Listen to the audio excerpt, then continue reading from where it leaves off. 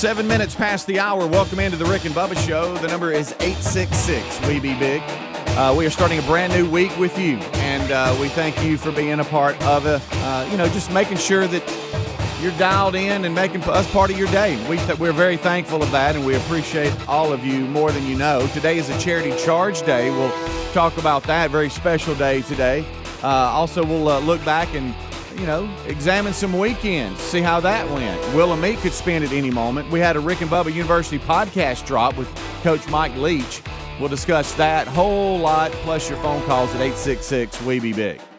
Well, we got 180 Van Adler. He's here. He's got things rolling for you. If you're watching us on YouTube, hello, how are you? To my right is Mr. Greg Burgess, and back, fresh from toes, in the sand, fired up, ready to go, zipped all the way up, got a little bit of color to him from the sun. It is one Michael Helms. What's up, boys? How are y'all? Y'all good? Man, I'm good. Everybody fired up? Nobody's sitting. Yes. That's right. How are you, Ready gentlemen? to go. Missed y'all. A little bit. Yeah. Just a smidge. That's a lot. Saw a lot of rain down there for It you. did. How did that affect your it beach affected go? it affected it a good bit, actually. It was not ideal conditions, but it's always a gamble. Yeah. We did get a lot of outside time, but not as near as much as we would have normally got if the weather would have been cooperative. But that just gives us a reason to go back. Even though with the rain, just being in that environment, just down at the beach, eating good seafood, hanging out. I know I'm not a big, and we've talked about this before. I'm not a big let's go to the beach and stay all day anyway. I'll get enough of the beach and go, okay, where's the pool, or let's go do something else kind of thing. Now Terry, she will go pitch a tent and she could stay there all day. But we fall somewhere in the middle normally. So a sunny, a rainy afternoon would be okay with me. Let's go grab some good food and hang out and just be in that environment. But I'm sure y'all had to adapt and overcome a little bit with the kiddos because I'm sure they were wanting to be out there. We did. It was so we went to Port St. Joe. So for those of you, I know more about Port St. Joe than I ever have, and so you'll have to just. And I found some intriguing facts about this place. Didn't know. Goodness. So you know how I'm about that. Love history. Oh, boy. But we stayed at Windmark Beach, and what I'm about to do here is going to drive the locals nuts. Like, they don't want me doing what I'm about to do because this is a forgotten place. This is a hidden treasure, and the locals want it to stay that way. And you know how we do on this show, if we ever find something we truly like, we'll hold it for a certain period of time before we let it out. Yeah. Because we know once we let that genie out of the bottle, it's not going back in. No. And we've spoiled a lot of things, even for us, as far as convenience, as far as things that we like to do. And I'm telling you, this place is beautiful, and no one truly knows about it yet. And so give you a little history. So back in the 1800s. Oh, we're going back to the 1800s, Greg. Because I think this is interesting because it Ponce de Leon. So well, listen to this, Greg. In Looking for the fountain of youth. 1841, this area was hit by the yellow fever. Oh, the yellow fever. And wiped a lot of folks out. Okay. I didn't either, but I tell you this, it was deadly. It wasn't as, if yellow fever would have hit in 2020, we'd have been in trouble, big time. So think about the things they had to go through. 1841 yellow fever.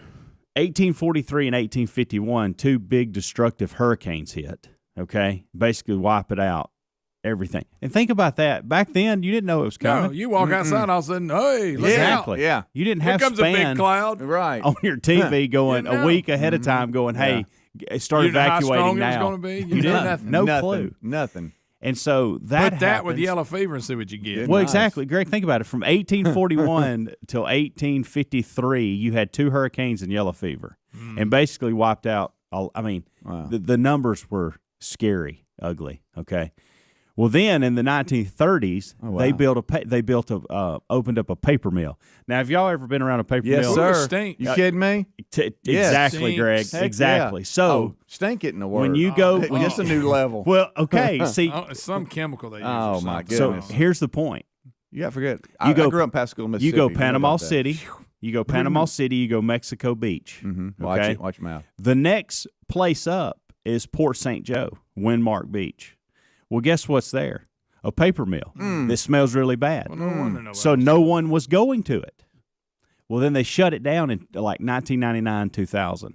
Lost a lot and of jobs, so- but the air smelled better. No, you're all over this, Greg. Half the population of locals left because the paper mill shut down. Yeah. Well, then for the last 20 years, they've basically had this gym. Everybody that left, everybody that stayed has basically had this gym to themselves Yeah. for the last 20 years. And hardly anybody knew. And everybody just got into the routines of going Panama City, Mexico Beach, and not going any further because of all this that's happened over the last couple hundred years. And so here it is now, and people are starting to find out about it. And I got to tell you, if you don't like white sandy beaches and not a whole lot of people there and just being quiet and being able to walk out and fish when you want to, and then don't go. Okay, I wouldn't go if I were you. So if you want the big crowd, if you like big condos, don't go. Okay, it's just little houses, and they're spread out, and it is. Well, you've done it It is now. awesome. It used to be quiet. Now, that's it. It's over. So anyway, You call Helms the yellow fever. yeah, he'll get you. we stayed. Get things booked for you. We stayed in a house that was. It was right across the street from. I'm talking like I could hit a driver and hit it in the bay. Okay. Okay. And so we had us a little cart. Most people have golf carts.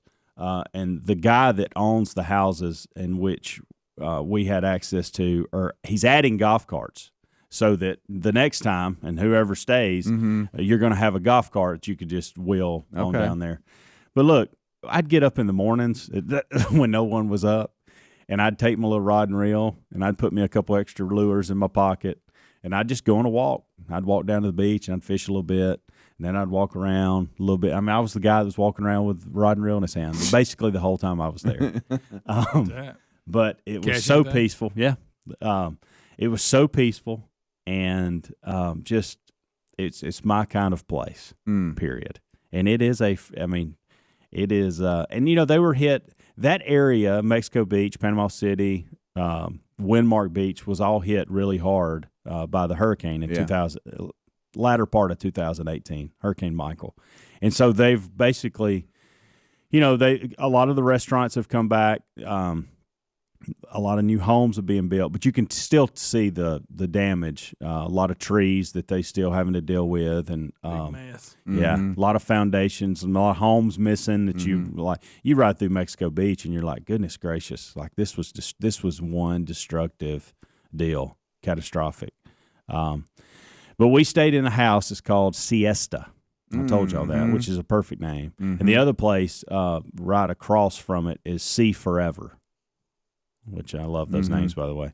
Vacasa.com, Vacasa, Vacasa.com. Go look up Siesta and Sea Forever, and there's your place to stay at Windmark Beach. And I think we're going back in September. We're already fired up. So sound like you had some fun, my friend. I did. How'd y'all like the history lesson? That's good. You really took it's me like back. you stopped and read one of them historical markers. And y'all, when I first started in on that, you were like, "Good Lord, what's I like he doing?" history. Yeah, who doesn't like I history? do. You had me at yellow fever. I figured I would. It's a hidden gem. Yeah. Probably not anymore. No, but no, you've ruined it. I've now. ruined it. Yeah. Sorry. Rick and Bubba.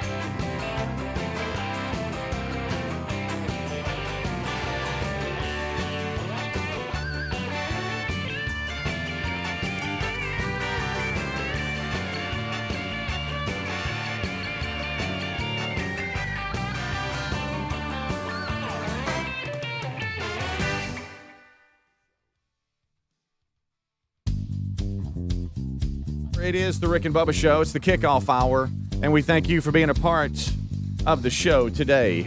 Helmsy is back in the saddle, and we've got everybody in studio today. Good Time Gang Live. As we roll on back, we have a number of things to break down. We just had a history lesson from Helmsy, and so we just asked him if we'd go to the restroom, and he allowed us to hall pass for us, and so he's back in, fired up, ready to go. Had a couple of days with the family, and so sounds like y'all had a whole lot of fun. We did. How about the kids? And just when you've got kids and then they got friends, going anywhere can be somewhat of a handle because you can't. It's not like you're just with you and your wife and going to a restaurant and sit down. Mm-hmm. If it's a busy time, I mean, you're looking for party of 5, party of 8. Yeah. And you're trying to get sit, and I mean, now what are we ordering? What y'all want? It can be a little bit of a handle.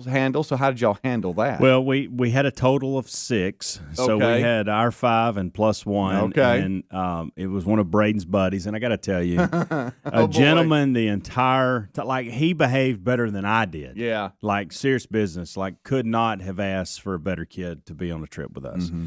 And so, but as far as that goes, it really wasn't that bad. Again, it's a hidden gem. Right. So you're not dealing with a lot. We're not having to deal with a lot of people. Got it. And now Braden made us uncomfortable a few times because the first day we were there, we went, there's Caroline and Braden there on the screen playing that paddle board ball stuff. That's a fun little deal. Mm-hmm. That tears my back up, but right. I enjoy it. Yeah. But the first place we went to, I think Crazy Fish is what it's called. Ooh, sounds good. Braden sees gator balls on the menu, and he goes, "Hey, I want gator balls." Who wants that? And so Amanda and I looked at each other like, "What is he talking about?" They're expensive because they're hard to retrieve. Greg, a lot of labor involved. Greg, no, that's not what we're talking about. Well, I mean, is that not what it is? It's like protein balls. Oh. So essentially, it's gator meat. It's like a hush puppy with gator meat inside it, or a crab cake. They tape his snout shut. A crab cake with gator meat. Instead of crab cakes, it'd be a gator meat. What they do is they roll it up, and it looks like a ball. So that's what. Well, they could call it something. So they could, Greg. You're right. But there it is, listed right on the menu, gator balls. Well, right beside the mountain. Was there giggling every time he ordered it? Absolutely. I'll take gator balls. Well, yeah. So, and I couldn't figure out if he really liked them or he just liked getting our reaction. And so he orders it the first time, and we're at a place where it's called Crazy Fish. Mm-hmm. You would think, you know what? That's probably an appetizer I go with. Like I'll tell everybody, let's have a couple of orders. Raise your hand if you want. Well, then we get to go into these other restaurants. We go to this one, and Braden, he hadn't looked at the menu. Do y'all have gator balls? Just hollering. Just hollering it out. Everybody giggling. How do the gator balls taste? Any good? They're really good. Again, if you like crab cakes or hush puppies, if you like that kind of fried deal with meat inside of it. I'm not a huge crab cake person. So we get to this. We get to the view on Old 98, which is a very look. When you say the view is remarkable. Yeah. And of course, I wish it wouldn't have been raining as much, and we'd have been able to see a little bit better. But, sure. But again, that's just timing. And I mean, guys, they have you've got your sirloin, you've got your fish of the day, which was grouper that day, and that's what I went with, a blackened grouper. They had an ahi tuna nacho deal that was phenomenal. They did shrimp and grits like I've never seen before. Okay? And so now we're talking. And so think about everything I just mentioned. Guess what Braden orders? Hey, what about them gator balls? And I think he got locked in on that. Okay, this is embarrassing because number one, this place probably doesn't have gator balls. Yeah. Okay, and guess what? It's right there on the menu. It's a known thing there. It's right there on the menu. Really, gator balls. So he had him a wide variety. I think he had more gator balls and then ate Captain Crunch at night before he went to bed. That was his. He kept it simple. He kept it simple. He does keep it simple. Yeah. Well, I mean, easy to eat. Not a whole lot of maintenance. Just I mean, it's kind of like it's kind of like chicken nuggets. Just you know what I mean. I mean, just not a whole lot of work. You don't get as many looks when you order chicken fingers or chicken nuggets as you do when you order gator balls. Right. Yeah. So yeah. Now, if you're ordering any balls, it's usually going to be an attention drawer. Right. It is. But it's just the shape of them. That's why they're called balls. Got it. Yeah, we got it. Right. Yeah. Well, I want to make sure he gets it. Well, he's talking about retrieving Gator them. cakes. Yeah. He had us holding down an alligator a while ago. There's there it is. Wild gator nest, which is the wild gator balls. Mm-hmm. Ooh, Louisiana flair sauce. Bring it. Hey, delish. Now, what about the bed of famous fries? Where was that at? Mm-hmm. That's what it. With you talking about that? Yeah. I didn't get into that. Oh boy, you just stopped. The fries were good. Yeah. It seemed like the fries everywhere we went were good. They were. How about there's something about it at the beach, and that's one reason why I love it. Just I gained 5 pounds. I know, just going down there eating and just not having a schedule. I got down, serious business. About Christmas, I weighed 225. Okay, and I had a good little run, and I got down to 210. When I got home last night, I stepped on the scale and I weighed 215. Gained 5. Well, doesn't that mean you've got had some work this week? Doesn't that mean you've had a good trip? Oh yeah, huh? If you come back weighing more, that means you know what? We had a good trip. Ate a lot. There were times where I left the table thinking, can't breathe, that kind of thing. And I wish I would have. I've actually got his wife's cell phone number because at the View at Old 98, the owner, probably one of the most interesting men I've ever met. So much so that I almost wish we could interview him. He is Greg. Don't miss it. Listen to this, okay? Because I'm trying to. I want to draw this picture for you to get you. Picture Asian descent, emergency room doctor, owns a hospital, owns a restaurant, and loved Trump. Okay. It was quite an interesting conversation. Loves what Florida's done with the pandemic. Loves DeSantis in Florida. There were times where I thought my dad was sitting there. Asian version. But then knowing, Greg. Yeah. Oh, I'm picturing your dad's Asian. Just knowing I'm an ER doc. I own a hospital. But he owns the I own a restaurant, yeah. Okay. Well, he owns a hospital that he doesn't. He works at one hospital, owns another one. Okay. And owns this restaurant. Okay. And then politically lines up with about everything that we line up. It was just weird. It was almost like Greg was in the room at times. I mean, Asian Greg. It was. Picturing that. Like I could have sat there and talked to this guy all night. No Asian It Greg. was very interesting. Sounds like you made a lot of friends down there. I did. What were you, a social butterfly? I was. He's a Amanda local now. Nice. said at one point, she goes, I think if we moved down here, you'd become the mayor. There you go. At one point, But you walked the tables asking everybody, was the food good? I think I probably would. I want to be known as the guy that walks around with a fishing rod and just helps everybody. Hey, what's that? Rick and Bubba, Rick and Bubba.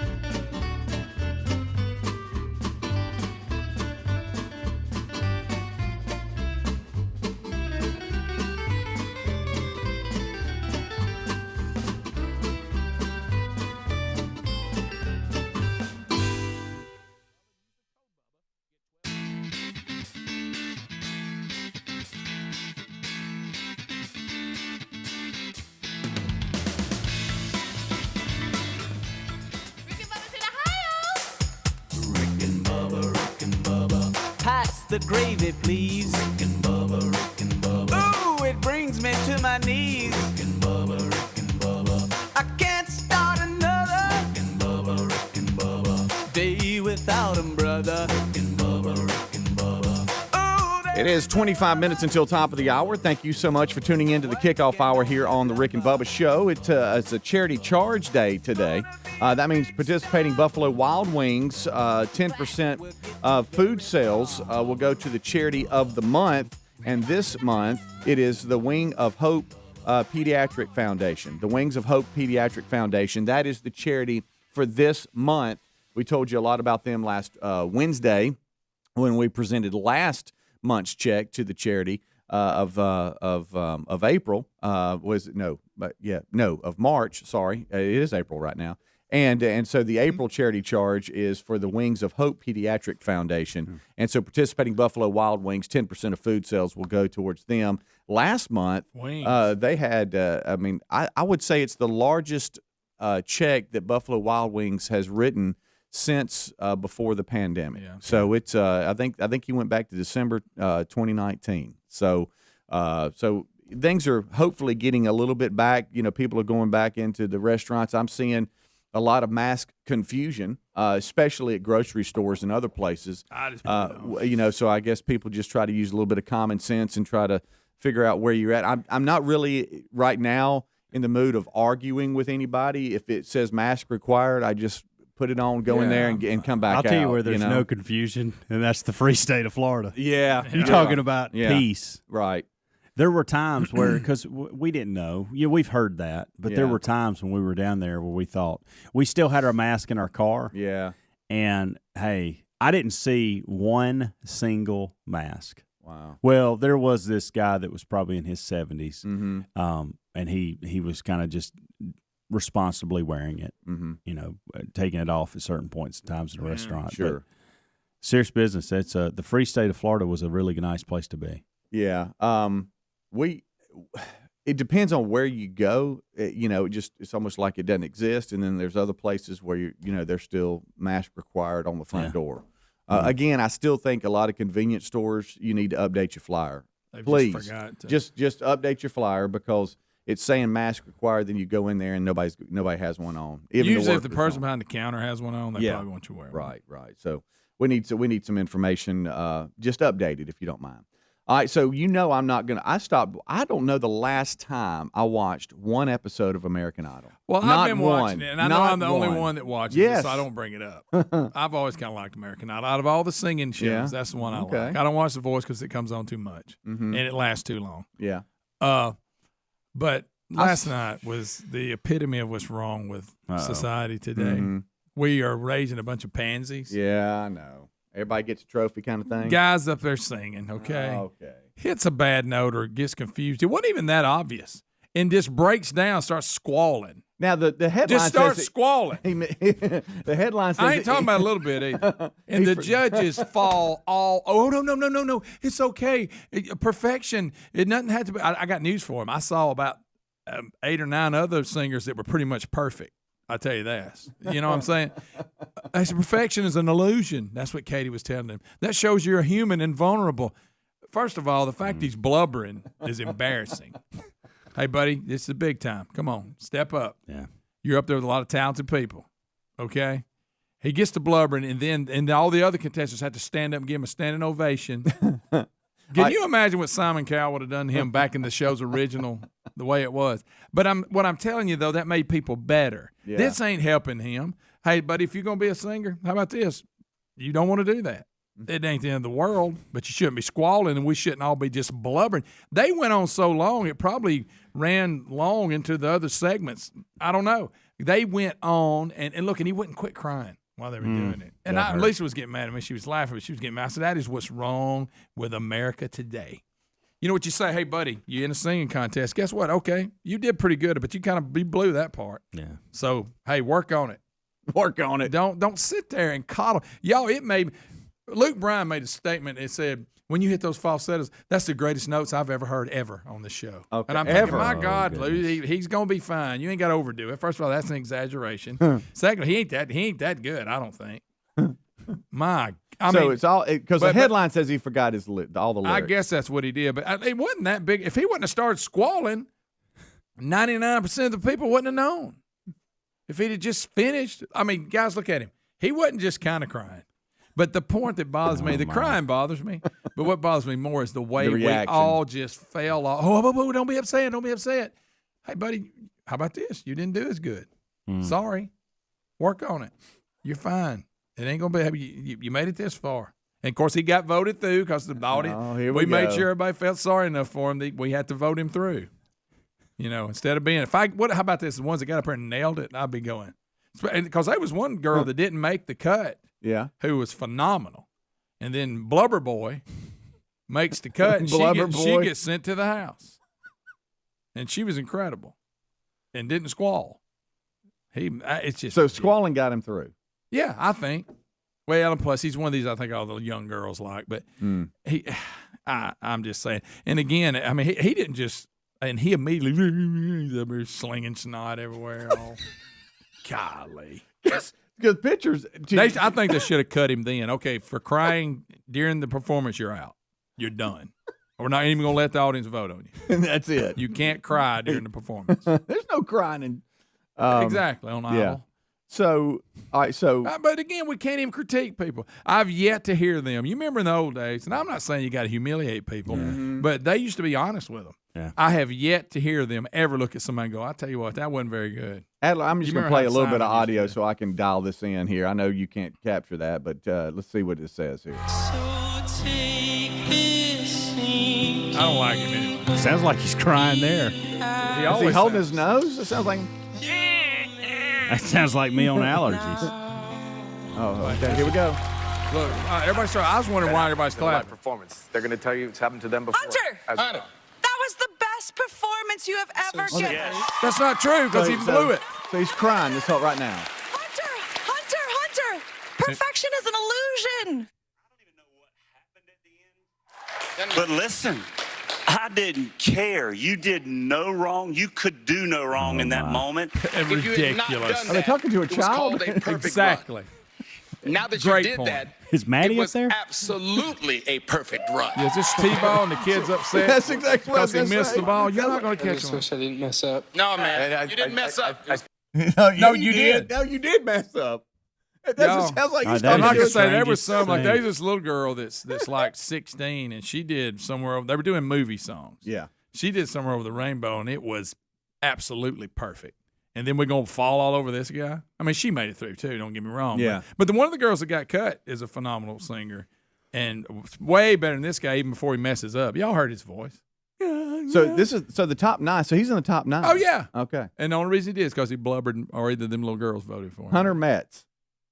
Hey, look, I'm sure he's a nice guy and all that, but buddy, don't fall apart and start squalling. My goodness. The headline says, let's see, Hunter Metz broke down after forgetting the words falling slowly. It says the judges were cool about it. No, they weren't cool about it. They were patronizing. They were and Hunter ridiculous. made the cut. Good night. It did sound like they were. It did sound like they were talking to like a T-baller. It's okay. It's okay, little man. You're gonna be fine. Get your bat. Quit crying now. Quit crying. Everybody gets out. You get out every now and then. You're not, hey, if 3 out of 10, you're considered good. It's baseball. That's what it sounded like. You're talking to a child. Right. Y'all let him run the bases. Just let him run around. Let him run through. Y'all let him run around. This guy's on a show. It's down to the top 9, and he's up there squalling, and they're just falling. And again, his fellow contestants, I would have stayed seated and just looked at him like, seriously. They had to stand up and cheer him on, y'all. My goodness, he don't want to be upset. You know what? He forgot a lyric. That's the end of the world.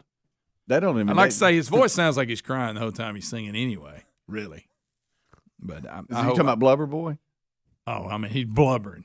I ain't talking about tearing up a little bit. He lost it. Was that Luke Bryan? Is he one of the judges? Yeah, and he was overdoing it. Greatest song I've ever heard. I mean, well, you talking about the karaoke machine? Yeah. Didn't he win like Entertainer of the Year? Probably. He did. Yeah, You're talking about somebody that found something, got a hold of it, and ran with it? Yeah. Goodness gracious. All right, we'll take a break when we come back. If I mess up during the show, I'm just going to start blubbering, and then everybody will call in and tell me how great I did. It's okay, Greg, buddy. it's okay. I know you cussed and didn't realize it, and it got through the dump. Well, that's just a normal day. That's not why you would That's cry. kind of a mess up. Tell them, hey, you tried your hardest. I'll say I mispronounced a word, which Yeah. is another thing that happens constantly. And you started crying so And much. I started squalling about You it. couldn't talk. What would make you cry?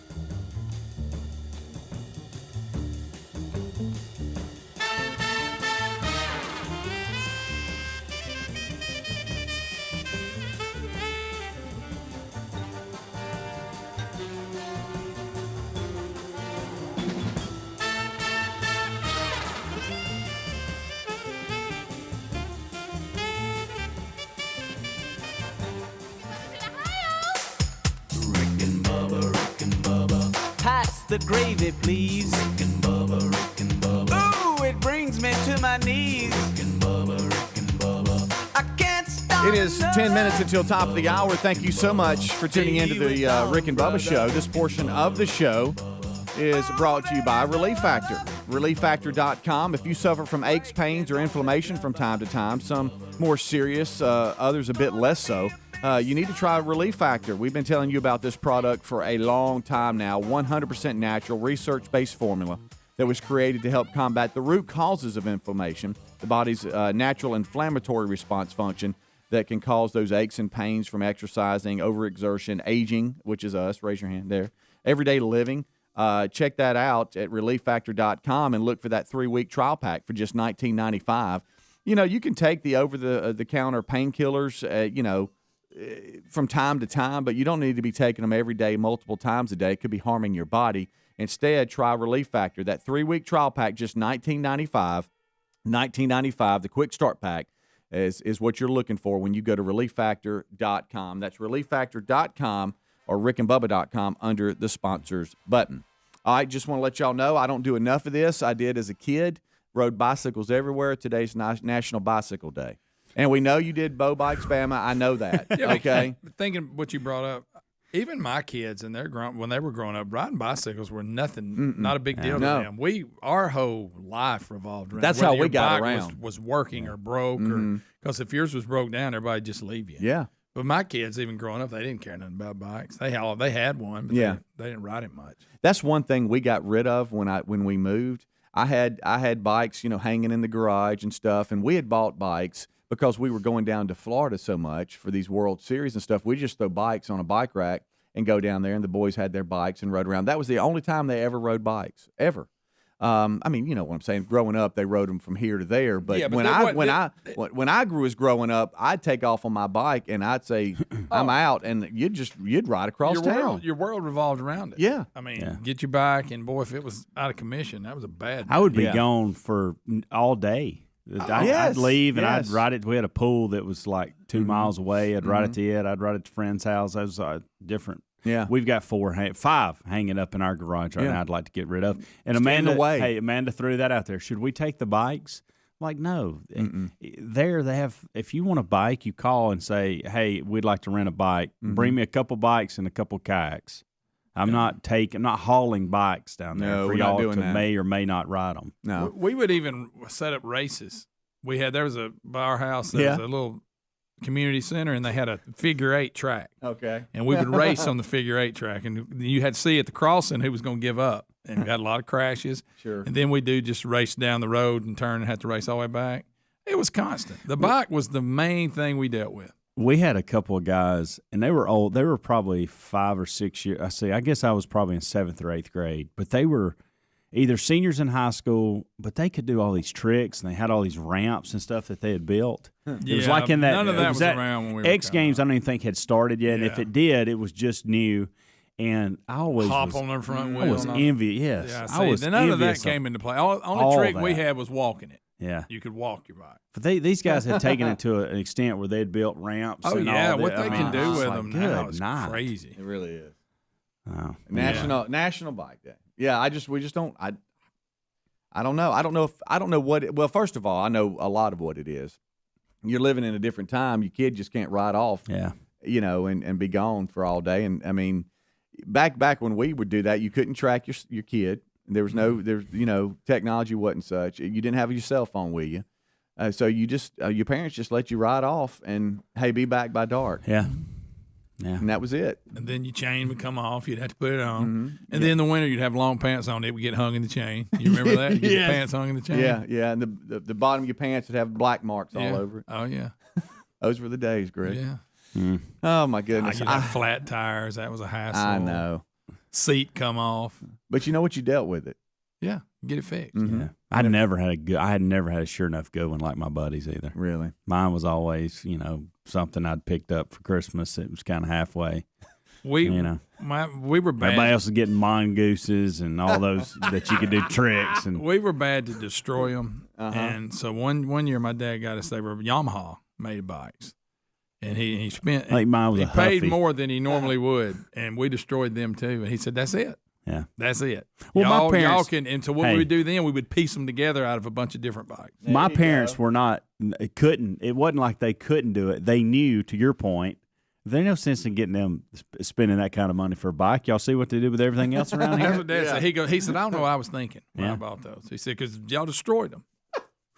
You know, the older I get, the You smarter can't my have parents nothing. get. Mm-hmm. You That notice was really the Yeah, original. things I thought they were idiots. I know.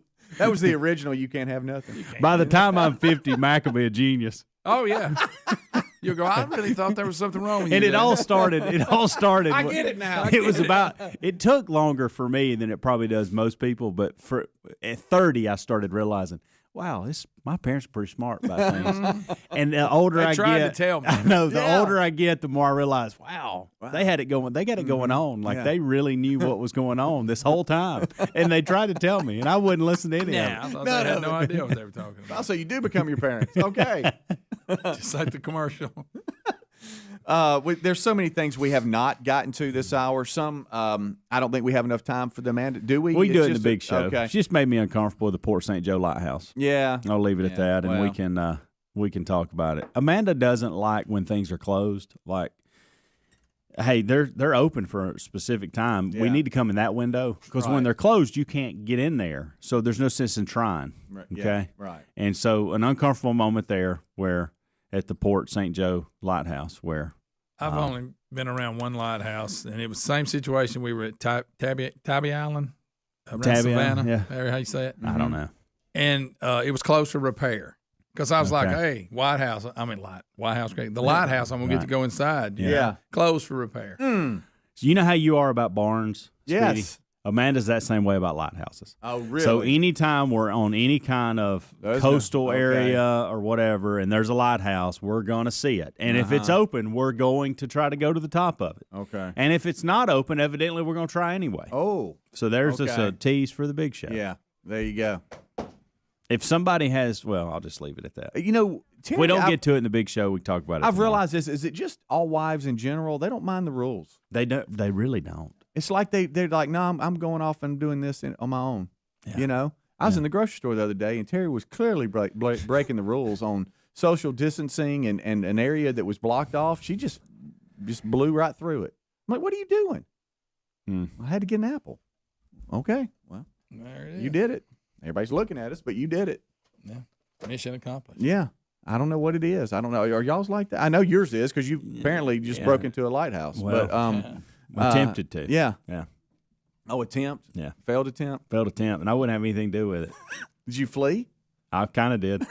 I was in a good area to leave everybody there in the car if I needed to. Okay. I mean, I Did you even feel like a teenager again? Running I away? did. I was nervous, real nervous. Hey, babe, Honey. hey, there's a reason that chain's across. See, there you go. There's a reason that chain's. I don't know across what there. it is. I don't think. Look, well, we can at least go up here. I said, no, I don't think so. I don't think so. And I was sitting. They had a port wraparound front porch kind of thing. Had some rocking chairs out there, and I was kind of comfy in it sitting. And then I got nervous and got up, kind of started heading to the car. And Maddie was drafting with me, the 8-year-old. Yeah. She saw it. She was. I couldn't figure out if she knew what mommy was doing was incorrect, or if Yeah. she just didn't want to walk up those tall steps. There you go. Not sure. Can't wait to hear the breakdown on that one. Don't go anywhere. Rick and Bubba join us for the main show coming up here shortly. Don't forget, today is a Charity Charge Day. Your phone calls as well, 866-WE-BE-BIG. A lot of recapping and stories here of the day. Don't go anywhere. Rick and Bubba join us next. Rick and Bubba, Rick and Bubba.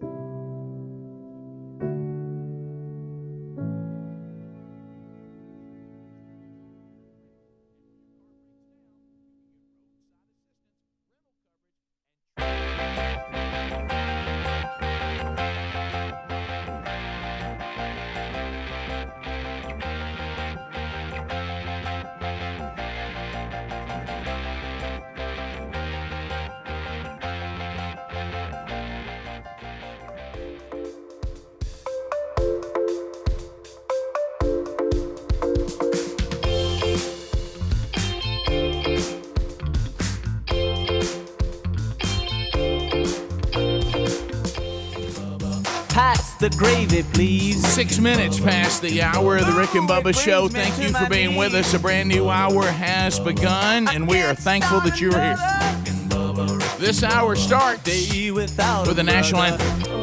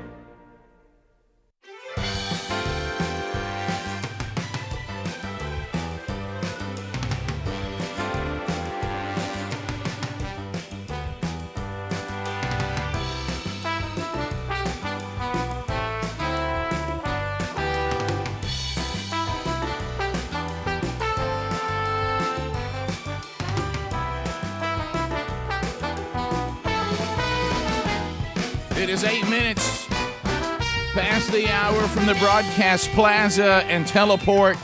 A brand new hour. Speedy, the real Greg Burgess, Helmsy, Eddie Van Adler, all in the mix and ready to go today.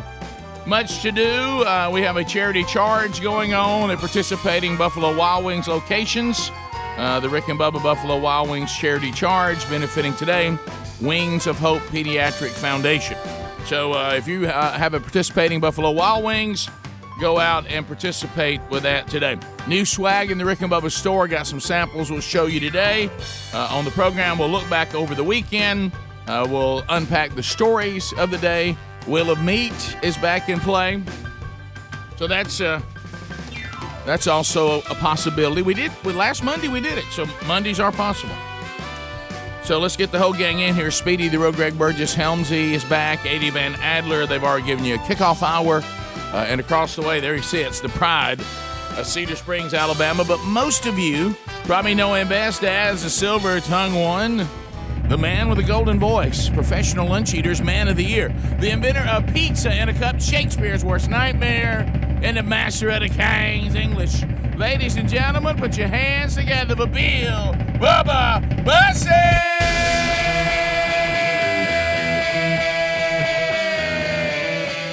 Howdy, Bubba! How about you, Rick Burgess? Friends, neighbors, associates everywhere, welcome in to another edition of Rick and Bubba.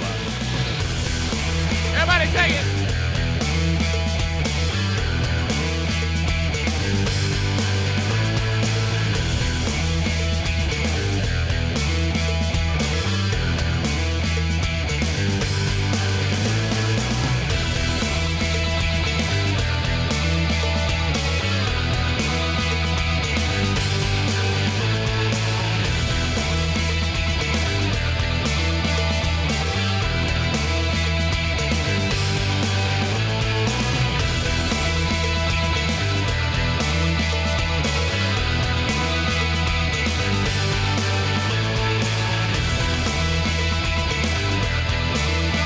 Speedwagon rolling with the changes. How about it? You got to roll with them. Got to roll with them. Roll it. I was saying we got a little new swag today. I'm sitting here sipping a little Buzzbox coffee. We have a brand new Rick and Bubba University alumni mug. Ooh. Look at that, baby. Nice. Like it? Let me just say, ooh. You know, I thought about that cup last night. As a matter of fact, I stumbled on a video of Phil Robinson talking about Robertson talking about coffee. and how there's only one way to have it, and that's black. That's right. Ain't no other way to do it. Well, I laughed hard when he said people will email me and say, Phil, how many scoops do you put in the filter? And he says, I tell him, how many will it hold? Fill it up. Fill it up. He was talking about girl coffee. Well, I just want you to know my cup is on the table waiting here for you to take a drink of. He said he called it, what was it, Russian something dancer coffee. He said about half a cup, and jig, that's what it was. He said you'll be dancing a jig. It will. After about a half a cup. Yeah, or if you're like me and you have all my issues, it'll calm you down. You go to sleep. It was funny. I said that they're showing that people who are a little bit active and jumpy, that caffeine actually settles them down. Yeah, a little bit of something like that, especially if you're kind of, I hate to use the term addicted, but that's what we get with caffeine, like a lot of other things. Right. A little bit can calm you down, and then more can fire you up. So you got to know where that limit is. Yep. So we got a lot to unpack. It's almost like you're having mini withdrawals at the end of the day. Yeah. Yeah. And can't wait for morning, and you give it just a little sample and go, okay, I'm good. Yeah. So we'll jump in. I didn't, like I say, I have not been on the headlines over the weekend because I was actually trying to enjoy my weekend. But we'll jump into them today, and we'll unpack those. And it looks like an awful lot of shooting going on. That seems to be continuing. And that's it's almost like there's a new one every day with the crazies and the problems out there. But we'll try to look at those. We'll also look back the Rick and Bubba University podcast over the weekend. Mike Leach was our guest. And we dove in with him, and it was a typical Mike Leach conversation. So, it was fun. It was fun. It was a good starting place. I mean, we tried to build that bridge for a long time. We did, and we got a lot of feedback via email. Some very good, some funny. One or two critical. You're right. I'm gonna really put them in the funny category. Oh yeah, well it was funny. I laughed pretty hard. Yeah, on I did. I did too. He was so brutal. It was so. But he and I got talking over the weekend, and I finally got him laughing. So, I tell you what, I meant to tell you guys, those. If you remember, we had a whole discussion on Friday because we asked Mike Leach to be our friend, and said that sometimes we think that people are friends when they're not. Right. So if you remember on Friday, I texted Brett Favre. Yes. And said, do you still hear the show in Hattiesburg? Of course, the spell check said Harrisburg. And I went back and checked that. I said, we're back on 105.9 FM. 12:29 p.m. on Friday. Oh. Local time. Nice. He sends back yes with 2 emojis. Laughing. So that's good. So that's a good sign. So that's a good sign. I can report to you no word from Hannity. Right. Just correct. Well, the problem we have with Hannity is he's changed all of his numbers, and we don't have his new numbers. So. Well, that's texting someone else right now. Yeah. Well, you know what? Well, here's the bad sign. I understand what they're doing. They're trying to insulate Hannity from the cancel society that we're in, the cancel community. Mm-hmm. But sadly, they now consider us to be a possible problem, so they cut us out as well. Yeah. He was pretty guarded, I think, even prior to all this. He was. He's real busy. Yeah. Well, I've heard they don't let him do his own social media or anything. I mean, they try to make sure that anything comes out with his name on it is very, very well thought out. Yeah. Except for his text to Mark Levin. Yeah. Mark Levin, another person. I forgot about him. We thought we were friends there too. Remember that one? We did. Dave Ramsey. Are we still in with Dave Ramsey? I think in my mind we are already. Right. Well, but that's our mind again. That's our. We'll be back. More Rick and Bubba next. Rick and Bubba, Rick and Bubba.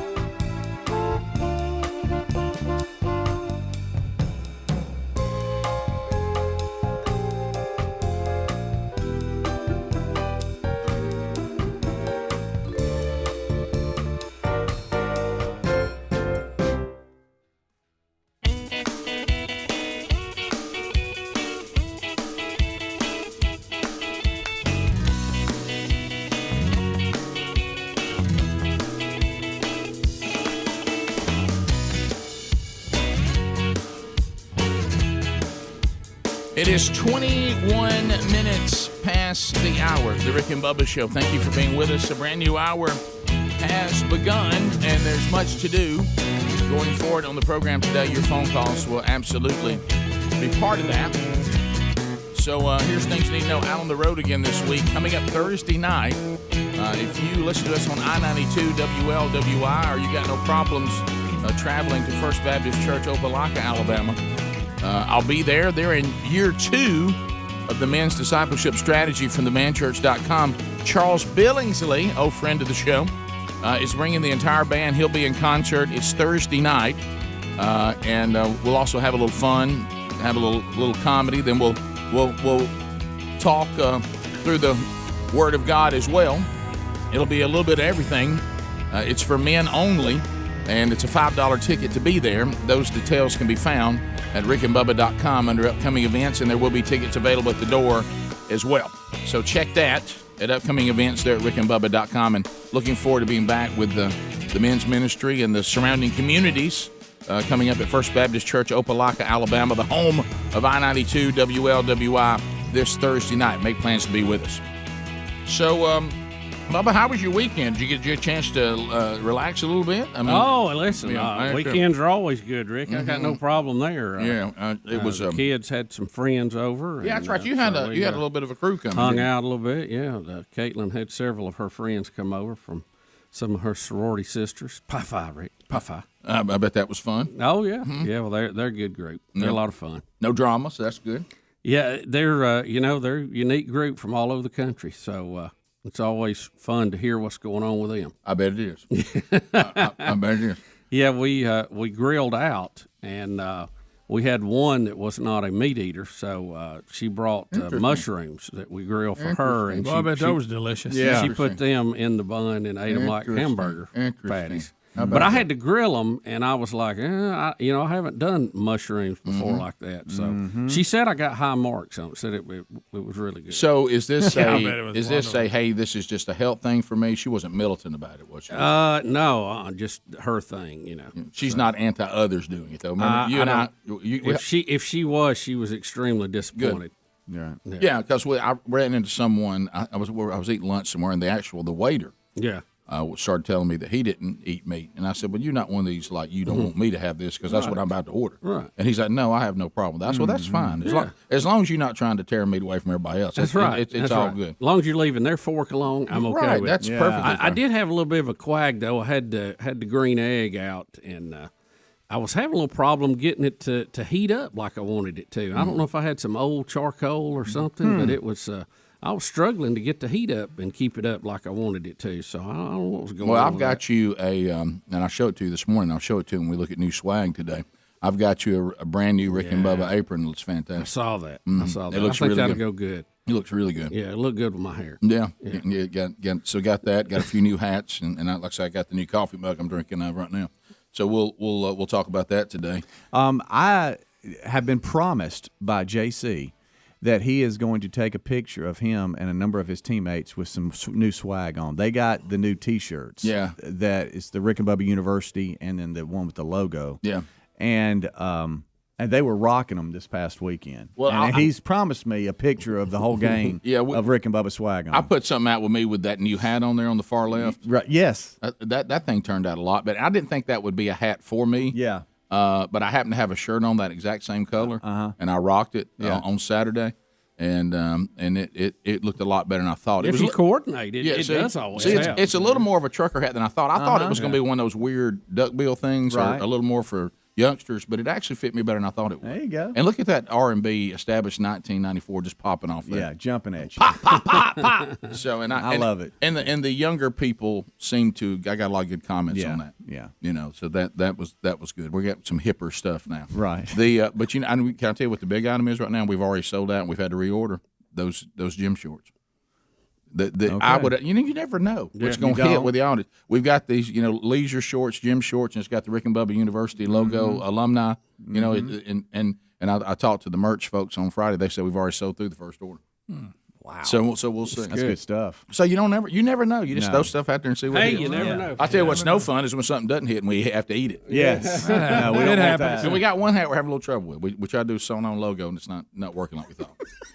Yeah, we'll have to Some look at honesty a there. press on. Well, that's all right. Hey, you know what? That's what we do. You know. Well, it's a special hat. It's not your normal hat. It's one that you can literally just wad up and put in your pocket. Yeah. That I like. It's Fall good. in the water, pick it back out, lay it out, and it's a little bit of a captain's look, but it's and we love the logo that we wanted on it, but it's bunching up. Yeah. And this is the thing I've been going through, and because some of these places that send us samples, I need to hold it in my hand and look at it because these pictures they send you, pictures, yeah, it's not the virtual picture basically they take whatever you've picked out, and all they do is Photoshop the logo on it. You're like, well, this is not what it's going to look like. I need to hold it in my hand. I need a sample of it.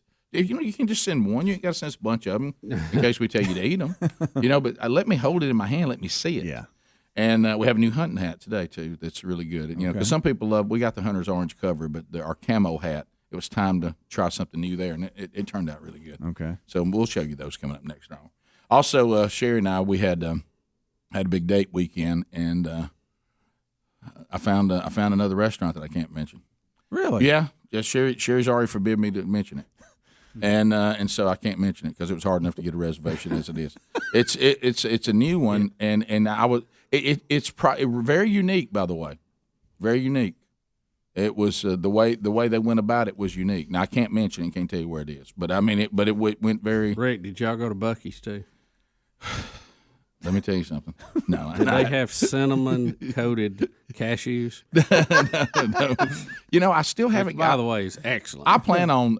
I'm going to end up over in that area somehow, and I'm gonna go by and see. You got to. Yeah, I have it. You got to check it off the list. Today I did get gasoline on the way into work today, but I just went to a place just had a couple of pumps. I didn't need 105 pumps. I've noticed it appears that people are very much excited to get out and about again. Yeah, for sure. Well, a lot of folks out. Right I don't now. know if you saw did you see the highlights? I forgot what a ghost town everything was for a while. Did you see the highlights of the Mississippi State Ole Miss baseball game? Yes, I watched Totally a couple of packed. those. I'm talking about roaring fans packed. I think Saturday after the football game, they had a game. I think there was over 13,000 people there. Yeah, they sent out 13 and some change. They sent out some highlights of it, and to hear a crowd going nuts. What'd the Tide have at 8? 50,000?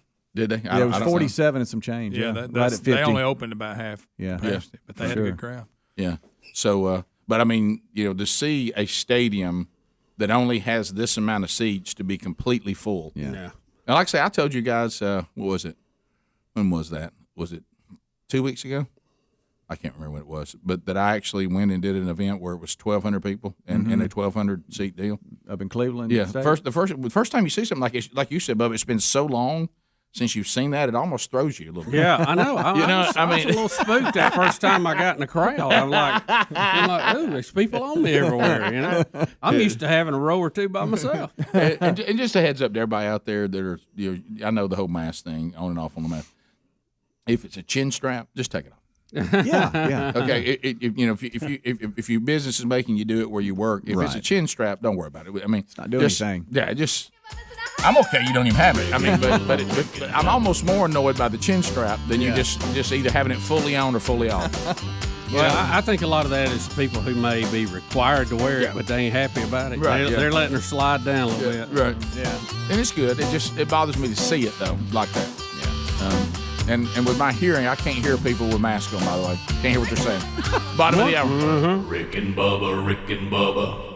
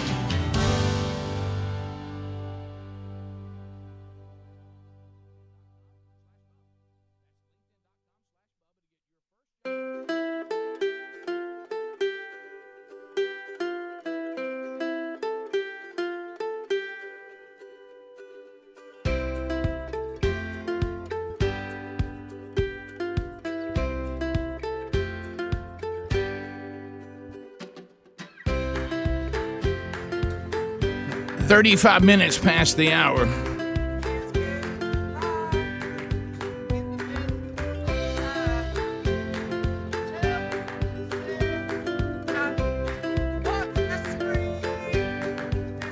All right, this week, make our way back. Are you having trouble with confidence when you're smiling because your teeth? Let's just call it they're a little jacked up. Now, let's just call it, and you'd like to do something about it. How about you, Grill? Yeah, but you've been putting it off, and you just I don't know what I could do. This may be the answer right here. CandidCO.com/Bubba. This is the clear, comfortable, removable, and practically invisible aligners that will help straighten your teeth. We've had people call and say, "Hey, this really helped me out. I had a wedding coming up, and I didn't want to have to once again look at my pictures from my wedding and go, look, I'm not smiling, and got it done. And the teeth look great in time for the wedding. Thank you, Cameron from Nashville, who sent us that email. CandidCO.com/Bubba. They work only with orthodontists, and you need to think about that. Write that down, because some of the competitors that say, hey, we're competitors of CandidCO.com, but they only work with general dentists, and that's not really the expertise there. You want to be dealing with orthodontists. They specialize in teeth straightening. The same orthodontist who creates your plan will be with you from start to finish. The average treatment's about 6 months, but you'll start seeing results way before then. So be your best. Start straightening your teeth from home today. You can save $75 on the starter kit by just using our code BUBBA by going to CandidCO.com/Bubba and use the code BUBBA. There's also a link at rickandbubba.com. They'll take you right to it, right there under the sponsors. All right, so YouTuber Jack Paul, 24, and when we say YouTuber, do we mean that he's just a guy who's he's an influencer, and he's got him a YouTube channel and everybody loves him? All this broke out with a crew we had this weekend, and they were and I had no idea what they were talking about. And they wanted to rent it and watch it, and I said, fine. I went to bed. And then I woke up the next day, and they said, well, it didn't last very long. Yeah. It was like a Mike Tyson. But I'm going to tell you, they had promoted as this big event, and they were going to have some bands perform before it. I think even Justin Bieber, they told me, was on the list. But I saw the first band. I had no idea who they were, so I thought, well, maybe not for me. All right, so Jake Paul, who's the YouTuber, you're watching him here, he's 24. Mm-hmm. Right. And he's taking on Ben Askren. Is that how you say his name? Yeah, former MMA guy. Former MMA guy who's 36. Who's 36. Right. So we've got a. And don't forget, he fought a retired basketball player too one time. Yeah, Nate. Yeah, Nate. So Jake Paul is taking on basketball players and former MMAs. Yeah. So what do you think's tougher, a former MMA or a basketball player? I would think a former. I would MMA. too. That's what I was going to. Yeah. At least this guy knows kind of what he's doing, right? Right. But Jake Paul, the YouTube star, only started boxing in 2018 and has competed in 2 professional fights. He's now 3-0 since turning pro, and as you said, having knocked out NBA star Nate Robinson and now Ben Askren. I'm confused. You said he's 3-0 after 2 fights? He I beat one guy I guess twice? they're saying he's 2-0 after becoming professional. He must have had one that was an exhibition. Yeah, I or forget who that was. Adler, I think, is coming in. He can let us know. Yeah. Well, this is Adler's area. Yes, and this time he's coming in. He's early, though. He's early. He's you're coming in 4 or before 5 minutes early. Yeah.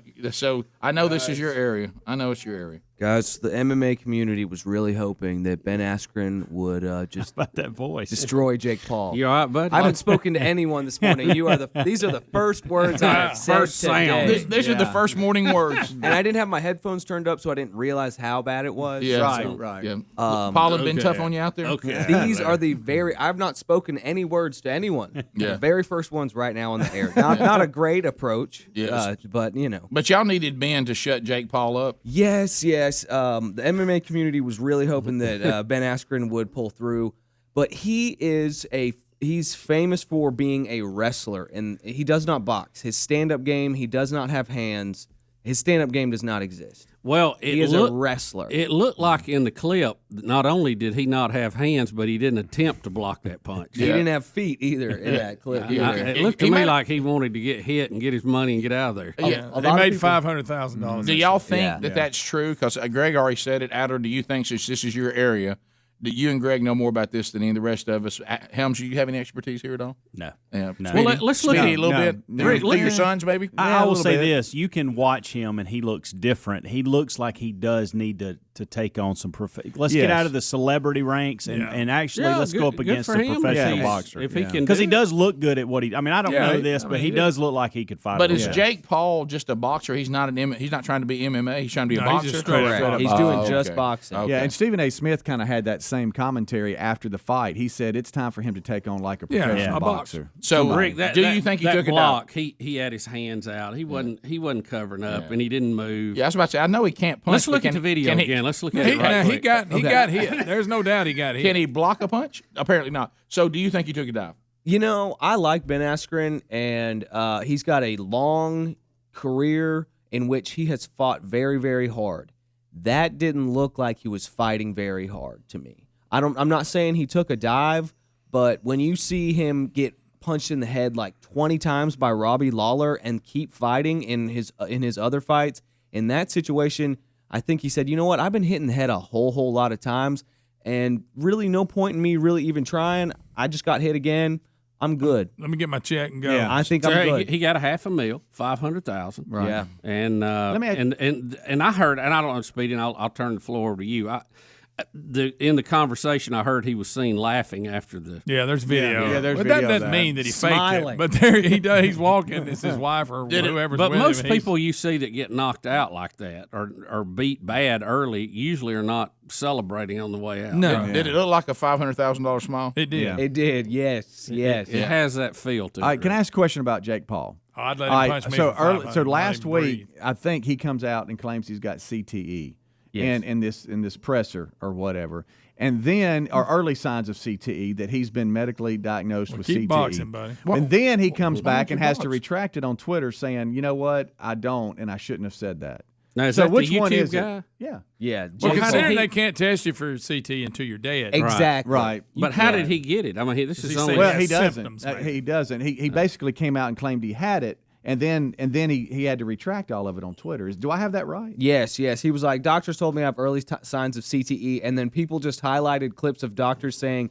CTE cannot be 100% diagnosed until you're dead. Right. And so there was a whole lot of that. Well, here's people another were thing ripping too. on him for If it. anybody think, let's just say they're making a hypothesis that I probably have early signs of it. Is there anything worse you could do in response to say, No. "Think I'll be a prize fighter"? No. Probably No. no. Right, No. right. Yeah, I mean, Because he was trying to claim he was putting his body and mental health on the line and all this kind of stuff, and then later came out and said, I want to retract my comments made about CT as it relates to me and my medical history. It's a very serious condition that I should not have misspoken about. I mean, that's like Bill Clinton managing a Hooters or something. You know, it doesn't even make sense. It makes it- what belt is this he's wearing? What champion of what? What he's got some Well, you belt have to on. have a belt, Greg. Everybody knows that. Both of the Paul brothers are athletes. They have a really heavy history of What do they wrestling. do Wrestling. on the YouTube? What is yeah, isn't that- why, It was What basically- made him famous? They did the daily videos for a while. They did the daily videos, and they were insanely popular. Some of the most insane most of the popular videos on YouTube for a Doing- long time. And it was honestly a new daily version of Jackass. Okay. Oh, And like okay. where they go and mess with people. Like Okay. they even went to Japan and I can like appreciate that. These are the ones that went through the suicide forest. Yeah. Yes, same guys. okay. That the controversy of that's the right. suicide forest. That's yeah. right. And by the way, these braces he had, that's bizarre looking. What is is that a mouthpiece? yeah, the mouthpiece looks like he has braces. Yeah, I mean, who puts in a mouthpiece that makes it like he has braces? I would do the Dracula teeth. Yeah, I think think I would. something like that. Tasmanian The belt devil. says Fight Club. Yeah, Greg. Fight Club. Fight Club on the belt. Yeah, he's the Fight Club champion. So Jake Paul becomes famous doing, like you said, the kind of their own version. Then he of decides he's that. going to box. Now he says he wants to be a prize fighter, but then he's calling out like Conor McGregor. That's not a prize fighter. That's a Well, that's a money fight. That's a big time money fight. Everybody calls out Conor McGregor because they know it's a big payday. Yeah. Everybody.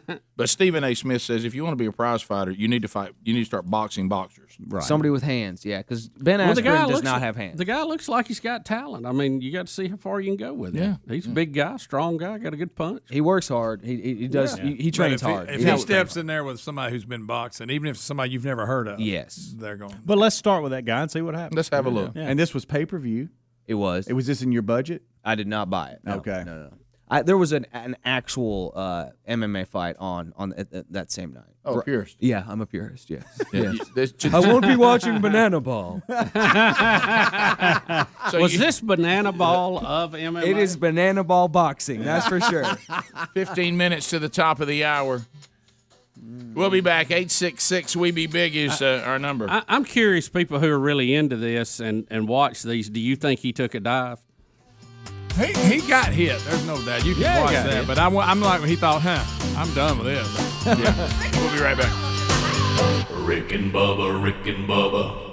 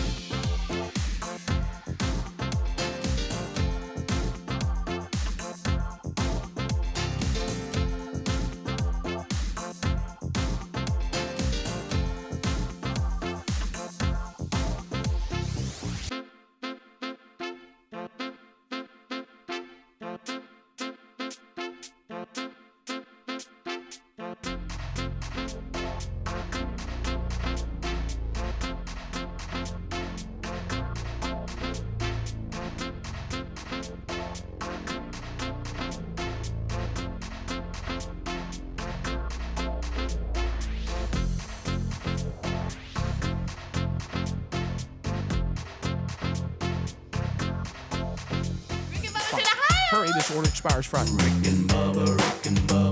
Pass the gravy, please. Rick and Bubba. Ooh, it brings me to my knees. 10 minutes to the top of the hour. The Rick and Bubba Show. 866 We Be Big is the number. Thank you for being with us. So, you know, kind of like you and I were talking about this story. A setback for the Tesla autopilot vehicle. I'm not sure. You know, anytime you're on the bleeding edge of technology, this one not good. The 2019 Tesla Model S slammed into a tree in Carlton Woods at 11:25 p.m. on Saturday. Wow. No one was driving the vehicle. They were just letting it be on autopilot with no one in it. They said, no, they were in it. They just wasn't nobody in the driver's seat. In the driver's seat, okay. Yeah. Which, Rick, here's the thing. Even if you're on a train on a track, I still want somebody sitting in the engineering seat, the engineer seat that can pull the handle and stop it, you know. And it's on a track. It knows where it's going. Killed everybody in it. They said it could not handle. It failed to negotiate a cul-de-sac turn. Right. They're calling this the Tiger Woods. Like I say, I think it's even though this technology. I didn't know if it was real. I thought it was actually real. That's such a good one. You got to remember, I've been at the beach for 3 days. I know. I thought that was in the story. I didn't know if I was supposed to laugh or not. But Rick, did you hear what happened? Cart pulled a Tiger Woods. That's okay. Even if you're on autopilot, you don't get out of the driver's seat. I mean, I can see somebody being there, and I'm you know, anti-autopilot. Well, I don't care nothing feels about too it. weird. Yeah, I mean, God forbid, can we not too just many, drive? too Can't we many, drive? We don't do it. We sit at home. We won't go to the grocery store. They bring us groceries. We work from home. We do everything, and now we can't even drive our dang car. Can we not drive? My gosh, can I go for a drive? Greg, how about cruise control's not enough? I don't want to drive at all. No, I don't know. I'm just in there. Come on. You know, I enjoy driving. That's part of the fun is turning the wheel, you know. Learning to drive when you was a kid. You was fired up about it. Both men died that were in the car. It was on autopilot. It crashed into a tree. Now, it was quite a fire. Oh, yeah. I don't know if you saw that. 32 gallons of water to get the fire out. 32,000. Wow. Yeah. Can you imagine? There, take that for your autopilot. Put that in your autopilot pipe and smoke it. At one point, they said deputies tried to contact Tesla to ask them how to put out the fire. Good night. I guess it was Tesla from the sent batteries. back water.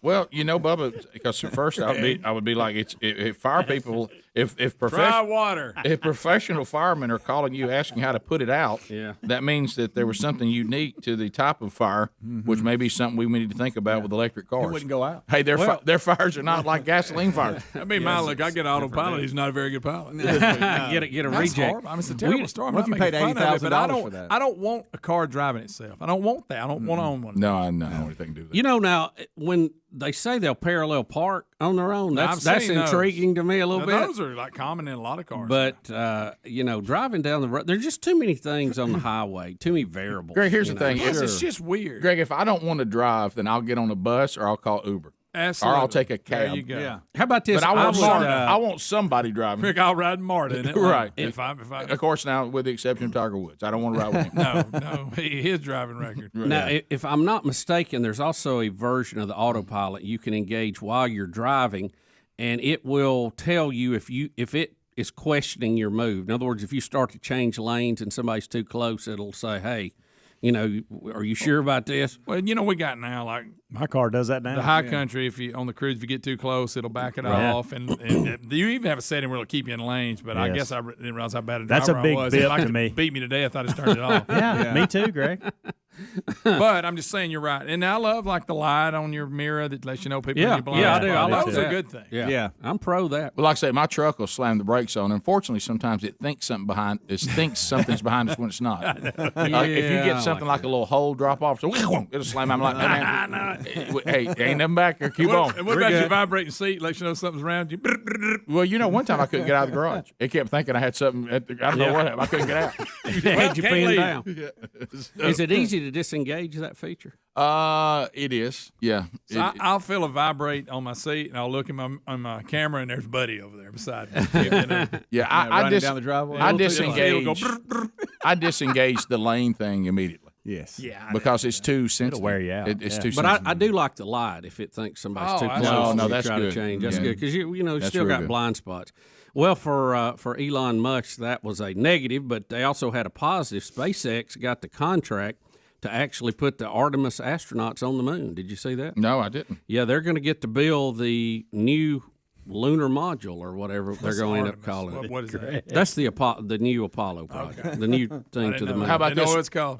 One win, They one named loss. it after the That's drummer of good. Leonard Skinner at Artemis Pile. I did. They're going to do it a little bit different because they're going to have a space station called the Gateway in orbit around the moon. They're going to dock there, and then they're going to take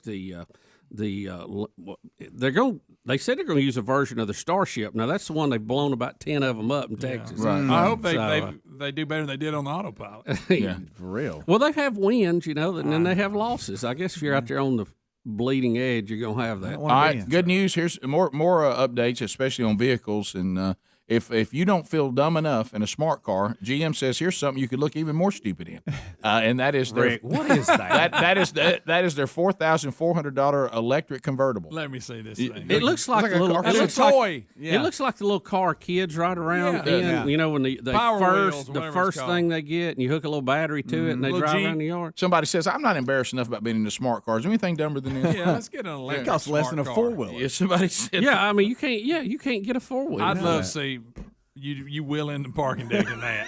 Great. Hey, sticking up. Can you imagine?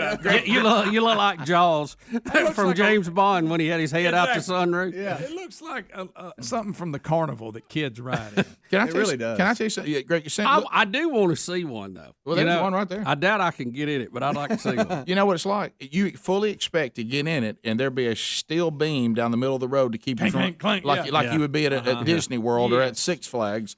Riding it. The Hanson cars. I'm gonna take something out there with 18 wheelers that isn't that costs less than a 4-wheeler. No, sir. There ain't no way. I mean, you got to be out of your cotton picking mind. It's the electric Yugo. You remember the Yugo Oh, when yeah. it came out, brand new car for $3,000? So it's Yeah. electric. It's Yeah. electric, guys. If I'm not mistaken, if you get like and I may be wrong on this because I don't have one. If you get one of these really fancy golf carts, aren't we around the same figure? Oh, Rick, no, that's what I'm saying. Rick, That's, or is it no, more? Rick, That's you cheaper. can't. No, Rick, more. Yeah. Easy you more. can't. So Oh, I'm you out drive there in 10 something to less than a 12 golf on cart. Oh, yeah. This thing drives like a golf cart, and I'm out there riding around with 18 wheelers. You get you a 6 or 8 seater, it's $10,000 minimum with a little just a little 2-cycle engine. Yeah, and if you get just a regular 4-wheeler that's pretty good, it's 7 or 8. Yeah, I knew 4-wheelers were least. more expensive. I was just testing the golf cart. I guess. Yeah. But I would like to see one. That's the thing. I do want to see it. Well, I got one in my pocket. If you want me to show it. It's in the bed of my truck. I'll get it out. Right. Yeah, I'm hauling one. I didn't even just have to wanna take the see cover it, though, off. just to see how tiny it is. Yeah, I will sit in it. Now, have they made any, Rick, or is this just they got it on the this drawing look board? right there. Look. But It's is like a that smart one car. of them, or is that just one of the old smart cars? I think that's it.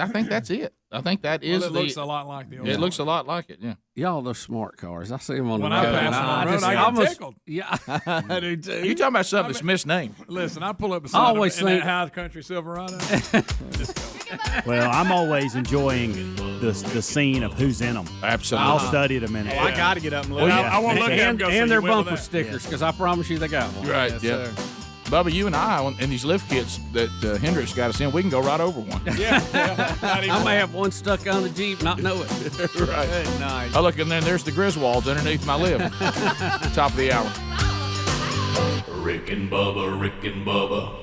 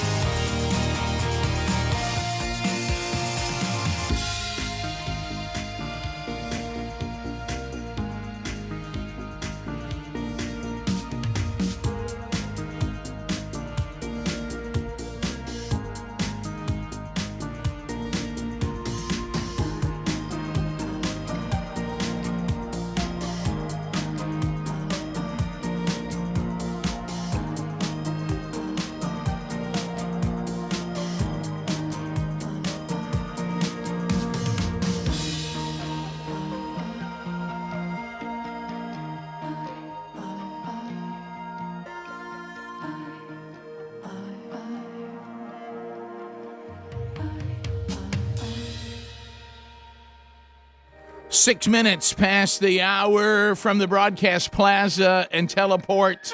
A brand new hour has begun. We'll get to some of your phone calls. 866 We Be Big. Whatever's on your mind, your topics will be brought in. You heard the announcer get the team on the field. We thank you for being with us. There's Bill Bubba Bussy. Rick, glad to be here. Thank all of you for being part of the little party we call Rick and Bubba. That was I was listening to a little bit of the new album from Greta Van Fleet. Came out over the weekend. That's a little piece of that there. It's yeah. How about Rick? I can tell you were a little disappointed. How about I was out? I'm out of the Greta loop. I went out on the deck, had my sunglasses like I liked it, had the sun on me. Popped on the new album, try to give it a listen. And there's some, as you heard, there's some things that probably will be good bed music. But I hate to say this, I did not have one song that I said that I listened to all the way through. I just, I mean, they're very talented. Sure. Yeah. And they're. You know, it's okay if everybody told you that you sound like you're trying to copy Led Zeppelin. You don't have to run completely away from it. No, you don't. But I'll tell you what you know what it falls under is when I was listening to it, I had it on just kind of down a little bit and doing stuff around the house, just kind of background. You know, just some songs that. Yeah, I can't. And, you know, there's nothing worse than for you to be pulling for something. Yeah, it's not like I went in with I'll tell you one thing, you got to prove yourself to me. You know, it was one of those. I went in going, hey, I'm open to you guys having some good songs on there. Right. And well, to your point about Led Zeppelin, many have tried that and failed miserably. Yeah. They've been able to pull it off. Right. There's no Safari song. Just you know how Bubba, you know how we love a good hook and a good melody and some cool phrasing.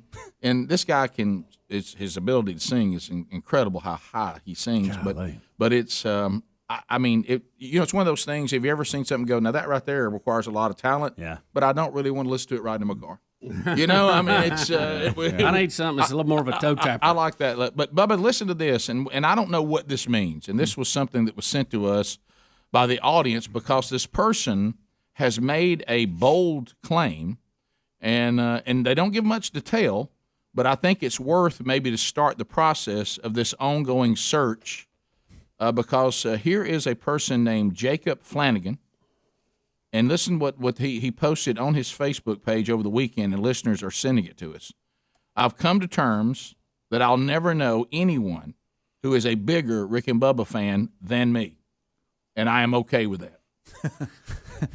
I thank my family so much for always playing them when I was younger, meaning his parents introduced him to the show. Yeah. I don't know Wisely so. Raised on Rick and Bubba. I don't know what I do without the show every day. Honestly, I'm beginning to think that it might be a problem. Bubba, do you remember the old song? I'm addicted. I'm addicted. I'm addicted to Rick and Bubba. Ha! I feel like lost to time, I'm afraid. And he must have got this from us maybe on Friday. I feel like they're actually my friends, and I've only talked to one of the staff members one time. Ha ha! I wonder who it was. They're my friends. He doesn't specify who it is. May have been Harry Murdoch. Could have been. Might have been. But it doesn't. I don't think anything's wrong with you, Jacob. I think you're pretty awesome. Yeah, I do too. Huh? Yeah, you Can I tell you what? I give you high marks. You'll never ever sit down across from a professional, I don't think, and say, and that person look at you and go, "I tell you what your problem is, just too much Rick and Bubba." Yeah, ain't gonna happen. I don't think so. No. Do you? Is that possible? No, Rick. No. So for a mere 5 hours each and every day. Wouldn't you like to know with this kind of claim? I'd like for him to give me some examples of why he thinks this. I'd like to talk to his family because he mentioned his family in there, and I mean, does he drive them crazy about us? It looks like in his picture here, he's married and has a baby. Yeah. I know this is a dumb question. You think Jacob's listening right now? Oh, yes, he is. Oh, yeah. Jacob, won't you call us? Well, families that listen together stay together. Well, you know his name is Jacob Flanagan. He's probably Irish. You got him Irish now. Jacob Flanagan. Works at Flanagan's. Oh, you think that's not an Irish name? Sure. Huh? Jacob, we want to talk to you. Top of the morning to you, Jacob Flanagan. Call us. Rick and Bubba's not a course. So yeah, Jacob, call the show. Today's your day. We want to find out, because if he's posting this and saying, "I've come to the conclusion I'll never know anyone as a bigger fan than me," and I'm starting to think it may be a problem. Well, I got to have examples of that. Right. Do you think it's his version of like when we come in going, "Hey, I binge watched a show and I had to really check myself." On, Right. Hey, I've watched 7 episodes in a row. Right. I need to pull back. Is that what he's saying? You know, it's just I know this I don't sounds think he odd, needs to. but this is to me that Why would you pull back? when it exactly. comes, what's the harm and being obsessed with all things Rick and Bubba? Tell me the harm in it. Well, nothing, Rick. You're probably a nice person. Yes, we got new merch out today. I'm sure there's a few every now and then go south, but Right, sure. But what I'm wondering is overall. Yeah, well, there's nothing on this fallen creation that you'll find that it's perfection. Yeah. Right. But let me ask you this: do you think when he says biggest fans, that mean like he's just got a room full of merch? Because we've all been to a person's house. Let's just call it. We have, and you kind of walk into a room that's themed for a sports team, maybe hunting and fishing. Maybe whatever their hobby, whatever it could be, and you walk in there and you go, "Wow, buddy, they are really into this. This is a lifestyle stand up right there." My goodness, look at that right there. That I didn't expect to see. That kind of stuff. Yeah. Anytime you've got a themed room, that's usually one flag. Just a little bit of a. And so I don't know. Does he have a Rick and Bubba themed room where he has all things Rick and Bubba? Is he saying I've heard it live, but I go back and I get the podcast too? I don't know. Kim in Birmingham, listen to us on ZZK. Kim, go ahead. Kim, do you know Jacob? Hey, no, my name's Kim, and I'm also a Rick and Bubba addict fan. Well, I mean, that's not a problem. It's a good thing. I mean, there's running addicts. I'm not one of them, but there are, exercise freaks. There's, all different kinds. So everybody's addicted to something. That's right. I'm addicted. I'm addicted to Rick and Bubba. But I just want to let Jake know that he's not alone. And I just wondered if maybe we needed to get a locally Birmingham RBA meeting up and going. I didn't think that Rick and Bubba addicts. Good. I don't know where Jacob lives. It doesn't say here which state or whatever. So why do you think that's like being addicted to happiness? Or doing things right. Why would anybody, want to pull off that? Yeah. So let me ask you, Kim, what makes you think that you're addicted to the show? Like what do you do? I feel close to. I mean, you don't know me, but I had a little.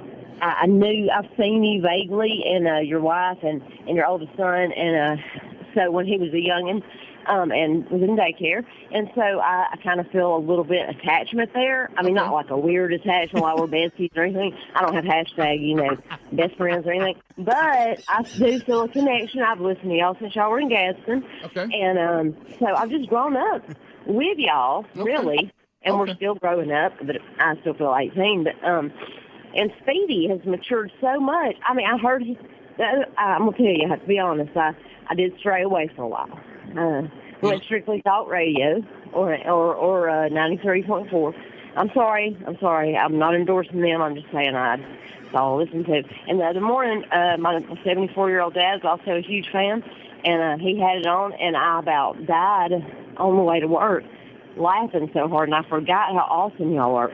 So I'm back on board. Been back on board about 2 months. Oh, so you're recently back. Wow. I've relapsed on y'all, I guess. I mean, in a good way. Sure. I've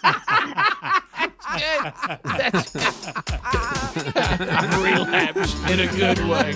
All right. Well, Jacob, a lot of the listeners saw your post and they're sending it to us. So. Yeah. Jacob, give us a call. We want to talk to you. Right.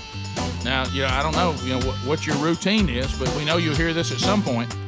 So Jacob Flanagan claims, and Kim says she understands, but she's relapsed, got away from it, and she's back. More Rick and Bubba coming up. Rick and Bubba, Rick and Bubba.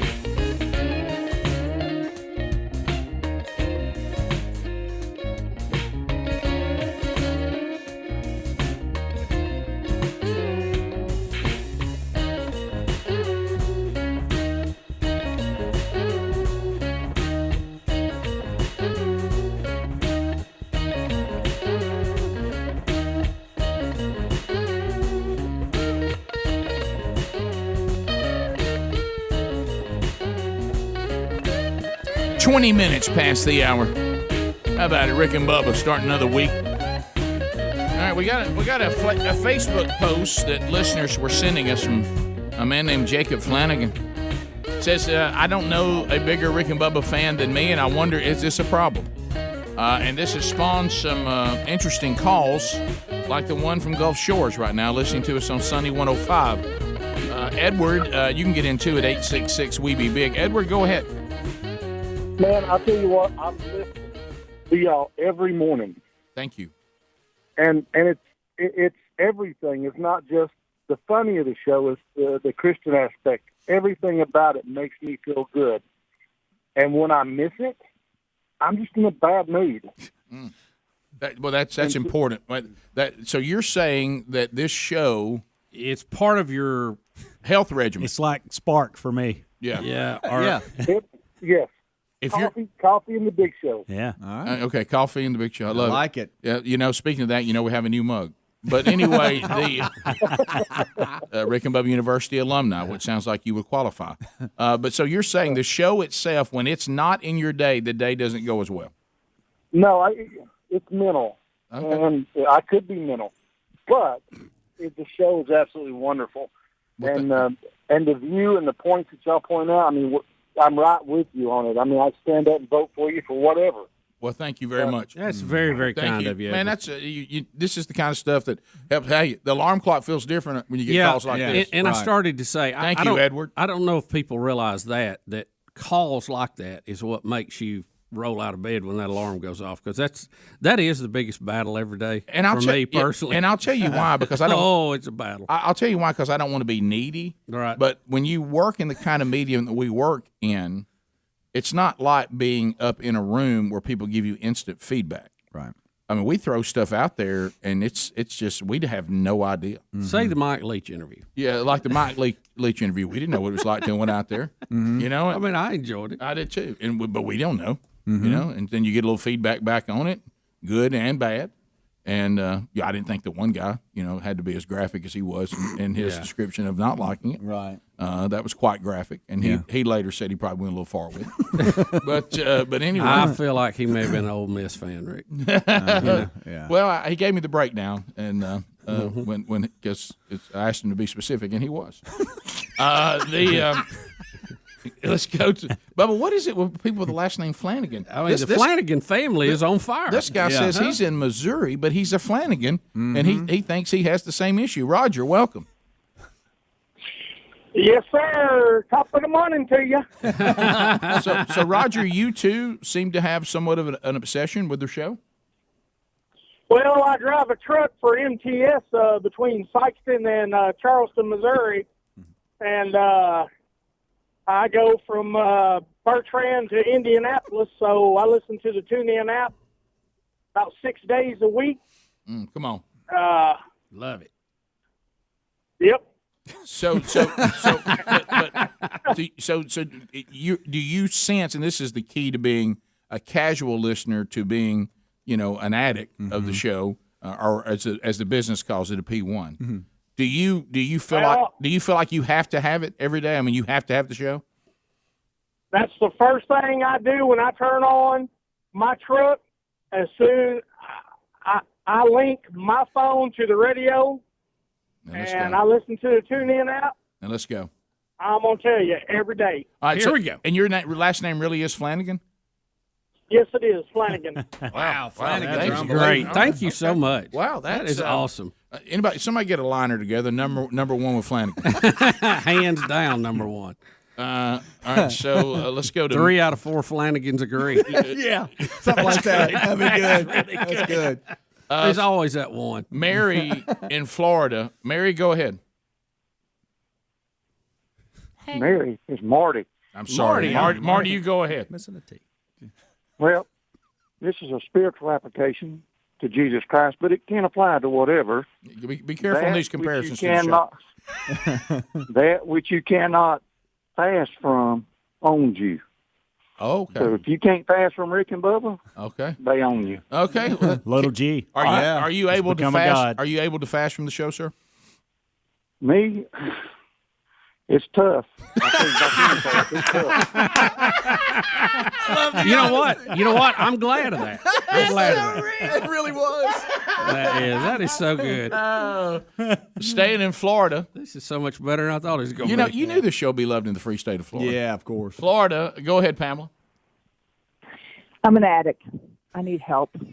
It starts in the morning with Speedy and the guys. It goes on until you guys come on and introduce Bubba. That's so cute. Every day, I get in the car. I go to work all day long. Rick and Bubba. I come home. I kiss my husband. I fix food. I'm not listening to you guys, but I'm thinking of you. Yeah, this is good. Let's see, maybe we're gonna be all right. You know, the first step, the first step's admitting it, right? Right. Oh yeah, that's the first thing you got to Look, do. this is a disease I don't want to cure. To Look, more Florida. Joy, go ahead. Good morning, guys. My name is Joy, and I have a problem. Okay, well, that's the first step, like Bubba said. Well, let me tell you the worst part about being a Rick and Bubba addict. I've listened to you guys for 24 years. Thank you. And just during the day when I'm going around and I've got something I want to share and I realize I don't actually have your phone number in my phone. Look, we're just an email away. That's right. Look, it's Joey, just an email away. That's right. To Jeremy, also in Florida. Jeremy, go ahead. Hey, good morning, guys. Hey, buddy. I know the exact day I started listening to Rick and Bubba. It was the April Fool's Day, 2002, when I started driving trucks. And honestly, it wasn't because of y'all that I remember it. It was because I was young and fell for an April Fool's joke, and it just tied into the Rick and Bubba show.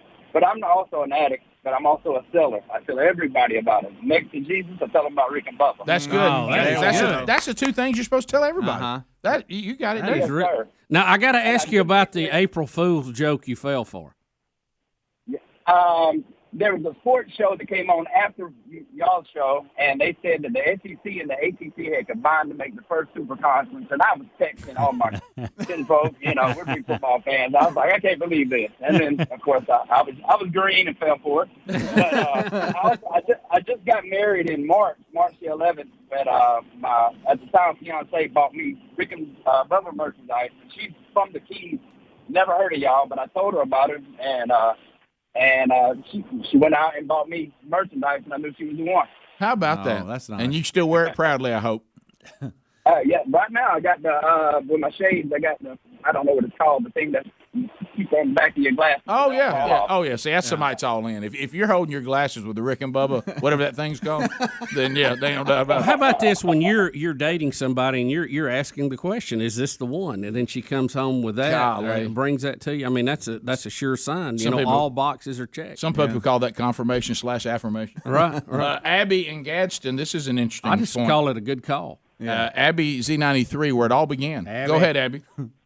Yes, if I wake up in the morning and anything my ears hear besides Rick and Bubba, it literally hurts my ears. I have to reach for the radio or anything else, and I'm like, no, Rick and Bubba. Where's Rick and Bubba? My ears hurt. Fun. So if you don't anything other than Rick and Bubba hurts your ears. Yes, if I don't hear your voice first thing in the morning, it just hurts my ears. Yes, it does. I love that. All right, wait a minute. Physical pain. We got two calls here that we really need to get. Well, 7 says that Jacob Flanagan is her grandson. I want number 9 to hold on. Oh yeah, absolutely. I bet I can tell when that happened. Bottom of the hour, 866-WE-BE-BIG is our number. More of the Rick and Bubba show coming up, and more of your phone calls when we continue right after this. Rick and Bubba, Rick and Bubba.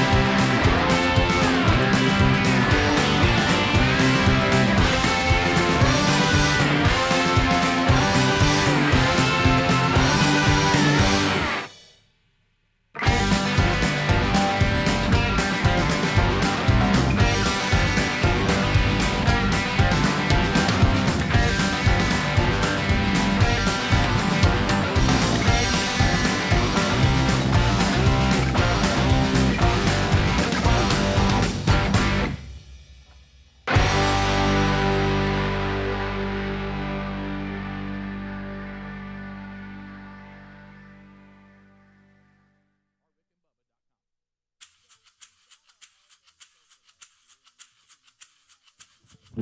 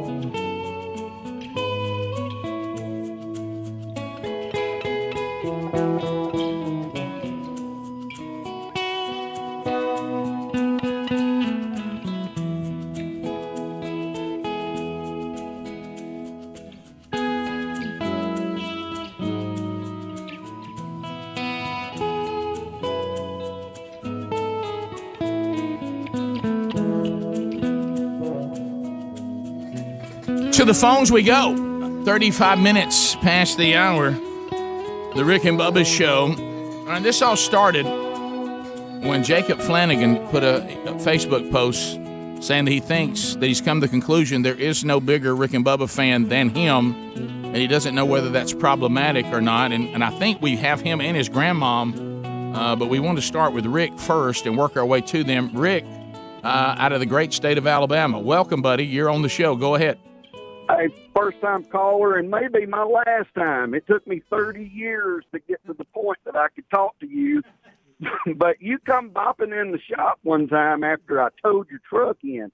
And I towed your truck in because you'd been out smoozing with somebody trying to sell something for the radio program back in the day. And you come in and you were all mad and a complete horse's rear end.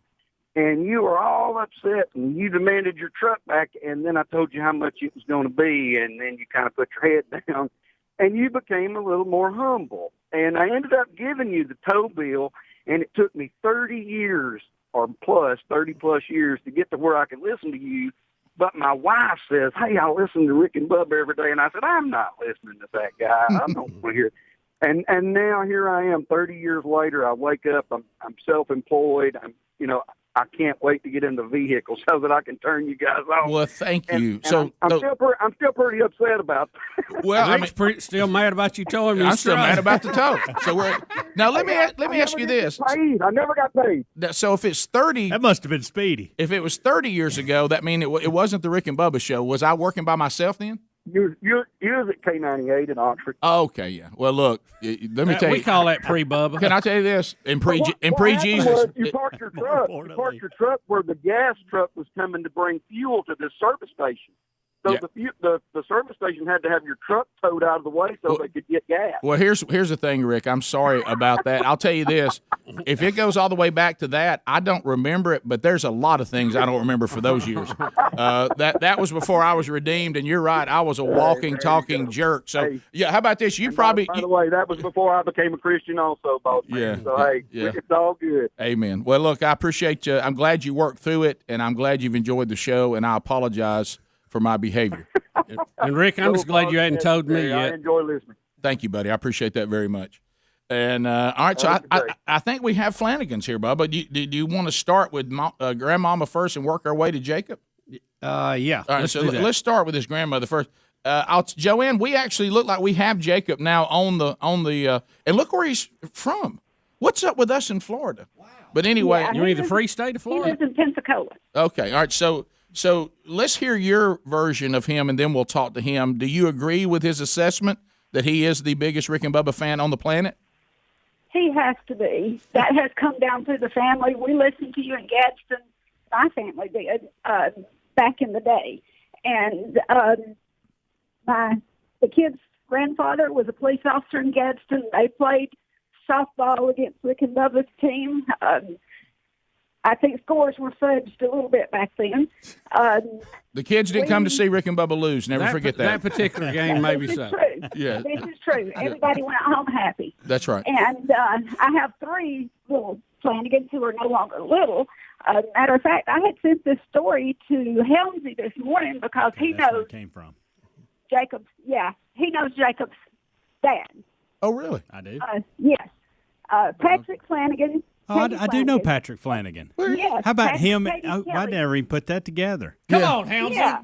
So Patrick and Yeah. Jay, my brother, ran around together. Well, how about that? Yes. So, Joanne, am I right? That Are you is talking about the W-2 capitals? I'm pretty sure. yeah, Joanne. That is Yes, an Irish yes, name, right, Bubba, Flanagan? Thank you for that. Yes, very distantly Irish, but it is. Yeah. And Okay. hey, I worked for the cheerleaders at Gadsden High. I used to come out and do pep rallies for us. Oh, yeah. So Oh, yeah. yeah, so we go way back. I've Oh, that listened tiger. to you forever. Well, Joanne, you did your job. Look at your grandson. Patrick has a kid that is goodness gracious. Isn't that weird? Does That's, that make you that feel is, strange? that's why I never even put this together. Well, Joanne, thank you. Goodness Thank you gracious. for the job that your family did. Well, hey, train them up in the way they should go. You did funny. good. Thank you. All right. You did real good. Here he is, the man of the hour. Jacob Flanagan. Hey, Jacob. Hey, what's going on? Jacob, we've got a few copies of your Facebook post today when we appreciate it. Yeah, what made you, one day ago, it looks like you posted this. What made you post this? I had to get it out there. I kept talking about you guys. People kept shutting me down, so it needed to go public. All right, so who was shutting you down? Yeah, you talk about it so much it gets on people's nerves. Oh yeah, see, I work for FedEx, so I started walking up to customers while I deliver their packages, and I'm like, "Hey, you listen to Rick and Bubba?" You know what, Jacob? I love that. Yeah, well, addicts will do that. Rick, get him a new apron. You pick what you want. I'll take it. So this, how long have you been listening? Your grandmother just said you were raised on it. Is that where it started? Oh yes, I've actually met you guys in Gadsden when I was little at the mall one time. Super awesome, but now I mostly podcast, like I said, because I work for FedEx. Okay. And so I don't think I've missed a show since 2018. I've gone back on the replays and not missed a thing. Wow. So I love the podcast because I can get every second. It's so great. Yeah, well, it's for addicts. That's why we have it. Rick, do you remember somebody had sent us video, and I don't think it was Jacob, but of a FedEx driver that had the show blaring out of his truck so he could hear it even while he was walking up to the houses. Yeah. It was really cool. And he was laughing about something. I think it was a baby prediction they were laughing at. He was laughing going up to the door. So, Jacob, you said you've gone 2 years nonstop. Is that the longest streak that you've had so far? Yes, and then on and off before that. All right, so it's 3 years now because it's 2021. Mm-hmm. So you've gone 3 years and you have not missed one show. I'm with you guys every day. Wow. How about that, Jacob? That is awesome. What part of Florida Pensacola? Is that what your grandmama said? Yeah, actually, right here in Crestview, just outside. Oh yeah. Okay. Oh yeah. Jacob, I wish you were delivering to my house today. I do too. Mm-hmm. Keep delivering. I'll make a special trip. You know what? Keep delivering Rick and Bubba to everybody. That's right. Yep. Yes, sir. All right. Well, Jacob, look, don't look at this as being problematic. To be obsessed with this show is not a problem. This is a good thing. No, it's a good thing. So. Oh yeah, absolutely. All right. So Jacob, I'm going to put you on hold, okay? And I'm gonna have Harry Murdahl pick up. And so anything you want from the Rick and Bubba store, you can have it. We'll send it to you. Oh man. Okay. Oh, thank y'all. All right. So and dinner with Speedy anytime he's paying. That's right. Let's do it. Come on. Old Taiwan. My sister and brother-in-law live down where you do. I'll just let There you you know. go. Yeah. Let them pay it. Did you know that your dad ran around with Helmsy's brother? I did actually. Yeah, I had emailed Helmsy and asked him that because I didn't believe my dad, and he shut it down. Helmsy said it was true. Yeah. So I did not put two. First of all, I didn't know that Patrick had a son that was old enough to be working at FedEx, have a wife and child. Oh, that yeah, caught me off guard. Time gets away from you. How about that? There it is. So we got. Have you seen the new items? We're going to show some of them today. You can have one of the new ones or just anything you want. Okay. Oh, okay. Oh, awesome. Yeah. Or as an addict, you probably have everything. But we'll put you on hold. Thanks for the Jacob. Thank you so much. buddy. Very kind of you. Mm-hmm. Thank y'all so much. Love y'all. Love you too, buddy. That's awesome. How about that right there? That is awesome. And Y'all, the email's coming in too. I got to have Rick and Bubba to live. A lot of addicts out there, guys. You know what? What's wrong with that? Help me. I can't stop. Look, I think humans as a whole, we have addictive personalities. Mm-hmm. And you just got to plug the right things in those holes, not the wrong things. Yep, you know? That's right. I mean, because you're going to have wisdom, Bubba. You're going to have it either way. It's like being greedy. I think that everyone is greedy on some level, but you need to be greedy for the right things. Well, yeah, and that I mean, it's. I mean, No. The love of your spouse. Yeah, be greedy for that. Scripture. That's Treasures in heaven. Be greedy for that. Well, that was one of the things. Let's get real greedy for that. We ain't greedy enough on that one. One of the most common sense things that happened to me, and we've been talking about this a lot, is we all are very well versed and we know everything about anything that we deem of value. So the things we don't know anything about are things we don't deem of value. Yeah. Because as you said, we obsess over the things we care about. Yeah. So 15 minutes to the top of the hour. I mean, there's just all kinds out there. I'm getting several emails from Crestview, that area, saying they're addicted too. That's a little hotbed there. Yeah, it is. Well, thank you, Crestview. Well, people who love liberty would love this show. If you love the and happiness, yeah. Boy, you need it right now too. We'll the world's trying to steal your joy out there. Whoa, Rick and Bubba, Rick and Bubba.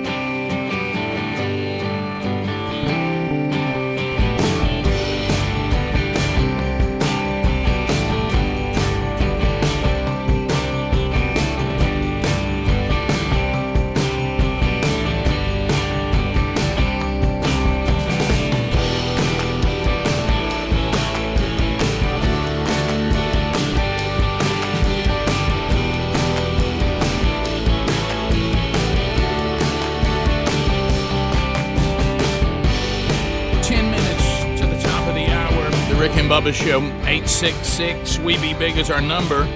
O'Reilly Auto Parts upcoming events. Opelika, Alabama, Thursday night.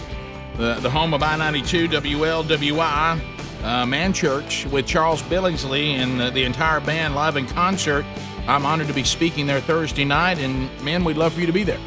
Details at rickandbubba.com under upcoming events, or just get your ticket at the door coming up. It's a $5 ticket for Thursday night. HelixSleep.com/Bubba. Look, Greg, I know you and Lisa have the Helix mattress. You've been bragging about it. You've been really kind of got a little West Coast strut to you. You're kind of tired of hearing about it. I am, a little West Coast I love strut. it. It's great. I get a great night's sleep.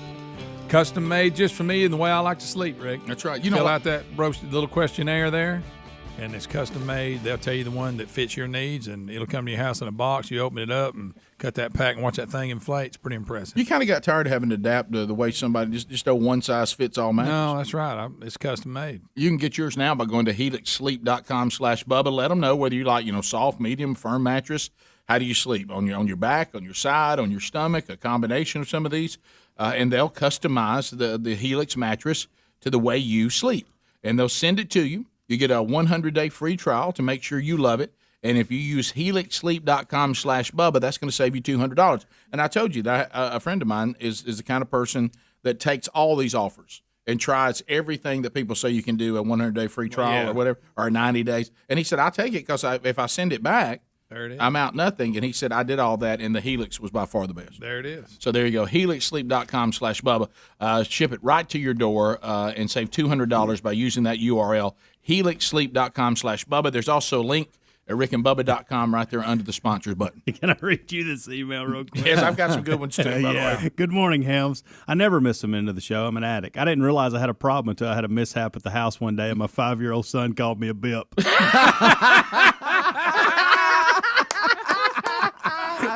Yeah, that's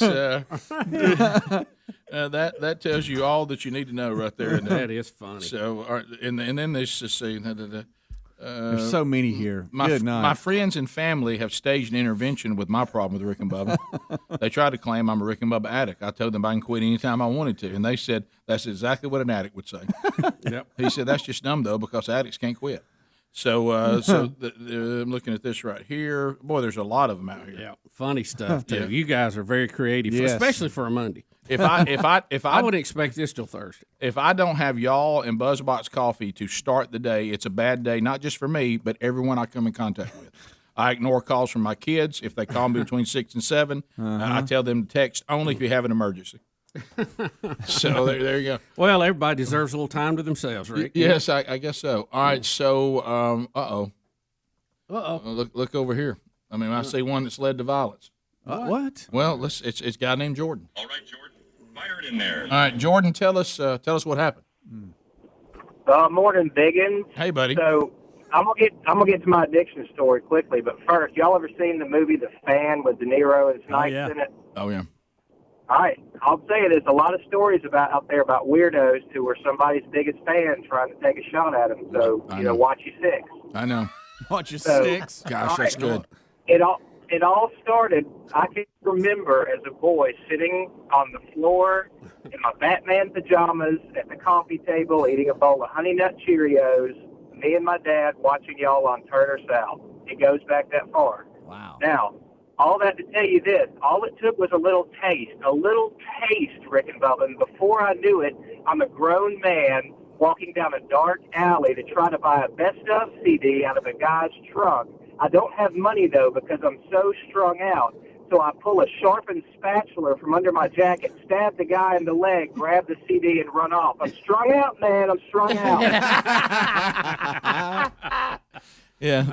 So I guess wouldn't your collection say a lot too? Do you have like? I mean, do you think? I mean, there's people out there that have like cassettes from the first cassettes that we put out.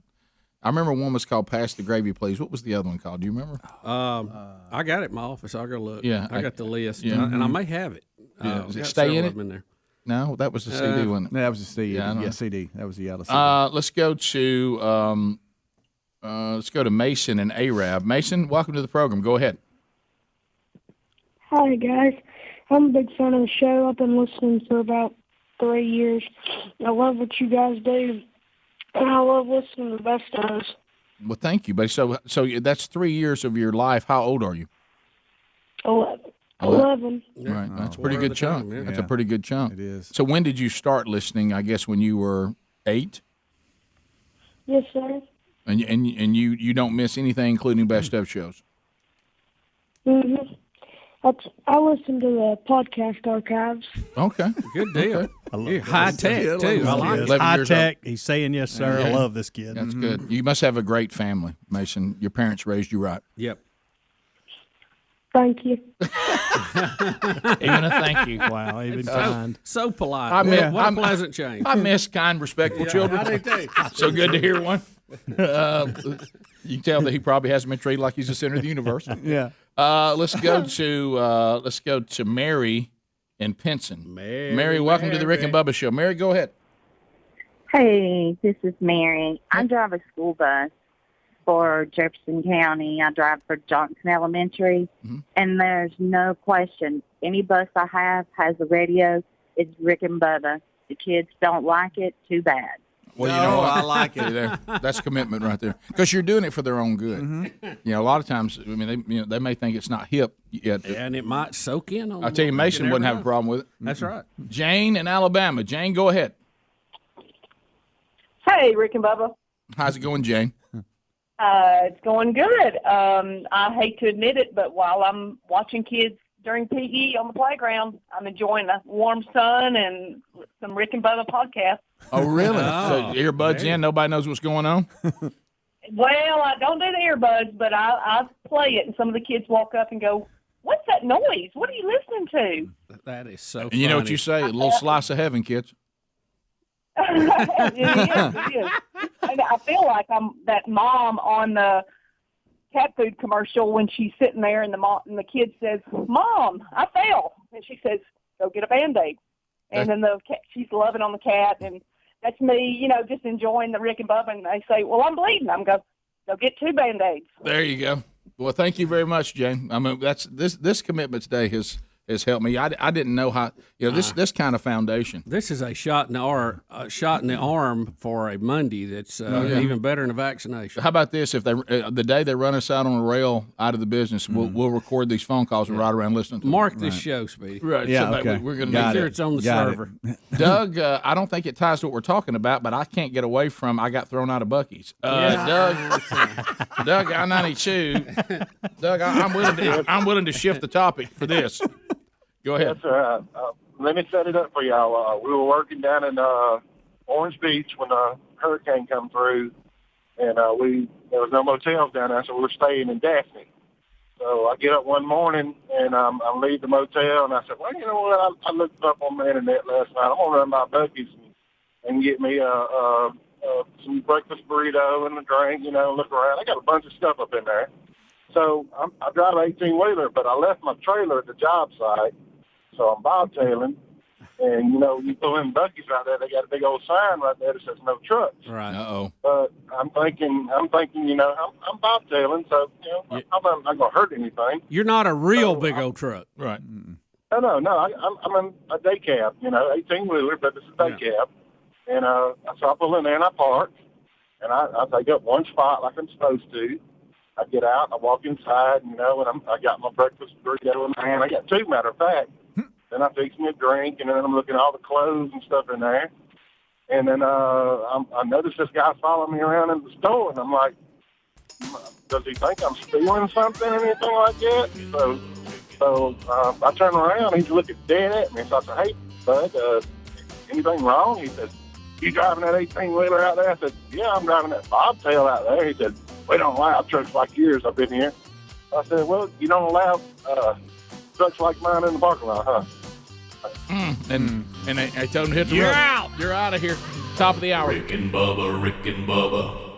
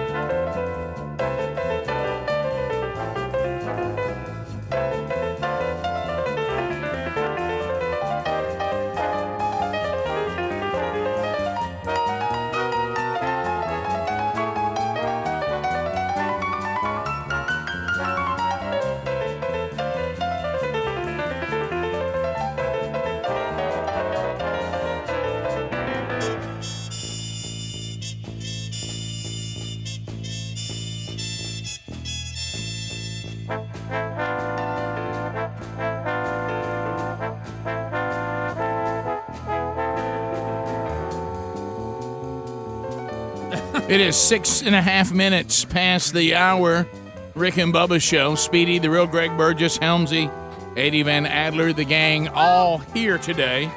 Another Rick and Bubba Buffalo Wild Wings charity charge today. The Wings of Hope Pediatric Foundation benefits from all of you that go to participating locations. Those are Alabaster, Birmingham, Gardendale, Tuscaloosa, Hoover, downtown Birmingham, Trussville, Pell City. That's all in the Birmingham metro area and over into Tuscaloosa. There in Alabama. Go out, enjoy delicious food from Buffalo Wild Wings, and help out a great cause all at the same time. And the latest Buffalo Wild Wings Rick and Bubba charity charge. Welcome back for a new hour. There's Bill Bubba Bussey. Rick, glad to be here. Thank all of you for joining us. And wow, great segments today. Yeah, it is. Somebody said they think one of my favorite topics. Somebody said with this kind of motivation, with a little bit of effort, they said y'all might be able to make a living at this. Yeah. So, well, thank you so much for your motivation today. Now, Mason wants to ask you, Bubba, a question. Mason, go ahead. Welcome to Rick and Bubba. Hello, was if Bubba turned into Bernie Sanders. Could you follow that? Yes, I got it. Can Bubba do Bernie Sanders? Can I do it, or am I turning into? I thought I got into Bernie Sanders. Turn into Bernie Sanders. I don't know what you're talking about, young man. I don't follow. Help me out. Yeah, he's. But this is free, over-the-air entertainment. Right. Remember, don't ever forget that. And sometimes you'll get what you pay for. That's right. That is true. Thank you. Thank you. Thank you for your call, son. Have a good day. Hey, I do want to also. Jamie out of Coleman says that Jamie says he or she. I guess it's a she if it's I. Jamie. Gender bender. Morning, Jamie. Jamie, you a dude or a woman? I'm all girl. That's right. 100%. Well, you know, it's that's a great thing to say nowadays. Right. Nowadays, it's almost like you're really unique by saying I know exactly my gender and I stick with it. 100%. So you go all the way back to, we used to have this thing called the 7 o'clock song, and of course when we started, being blessed enough to expand and get into other time zones and played back at other times. Yeah, and there's certain markets that hear us as afternoon show, a midday show, a night show, podcast archives. It just became problematic. But you remember the song and can sing every bit of it? I think so, yeah. So this goes back to the day that my mom had the dial-up internet on the computer, and she would talk to different people in chat rooms and things like that. And we had a boom box in the hallway of our house, and me and my sister, we would dance around and sing the 7 o'clock in the morning song. And then after that, y'all would have a piece it was some girl that would say, Rick and Bubba's in the house. Correct. And that was our cue to go get on the school bus. We had to go outside. So that's your grow up memories. Now I know you're not supposed to ask a woman her age. You can just say, how long ago was that? How long you been listening? So to put this in perspective, I am mid-30s, and I'm driving my dream minivan, and I buy my shoes based on comfort, so if that tells you anything. Yeah, that's great. Well, thank you so much for that. That's incredible. That is great. Thank you for sharing that. Yeah, that's good. All right, Bubba, have you seen the new swag we got? Rick, a little bit of it I have. I saw you posing with a little bit of it over the weekend. Well, it's all a little gray in that beard. Yeah, got a lot of gray in that beard. So that's wisdom. But this is the one I had on that I was wearing. This one, it's 3D too. Yeah, I don't know if everybody can tell we're that. trying some new stuff here. This has got like that R&B and established in 1984 really pops off. I mean, you see it right there, really pops off. I mean, and you can see that there's the picture as he's closing in if you're watching on YouTube. But it's kind of a Carolina blue, and it's got R&B established 1994 on it, and it looks really, really good. And we also have, we got a whole grilling set up, and Bubba's back here putting it on. We do, we've got the spatula, we've got the grill, the somebody means business, and now we have various grilling aprons. But this is our latest one, and Bubba's got it on right now, and you can find it there at the store too. This is new. Look, Bubba's got all the stuff on. Look how good Bubba looks in that right there. I mean, look at that logo just pop, just popping off the front of it right there. So that is this is available right now, and you can get it. I know some of you have some of our other aprons, but this is the latest one. And look, see, Bubba takes that out. He can. That's right Can't there. lose it. Watch what happens. All right, watch it go back. Boom, right there. So that's new and that's available. That looks fantastic. What about right here? Look here. Look, if something's a little hot, that ain't a problem. Look what's in the pocket. Drop it like it's hot. Look, he's got his hot hands out. Look at him go get it. What's there? You got a little rag? Wipe some sweat off. There you go. Burn up. Yeah. Got the mitt. Yeah, that's really good. That's got everything. Right what you got right there? Drink in there. Yeah, you can put your drink right there and keep it cold. Insulated, keeps it cold.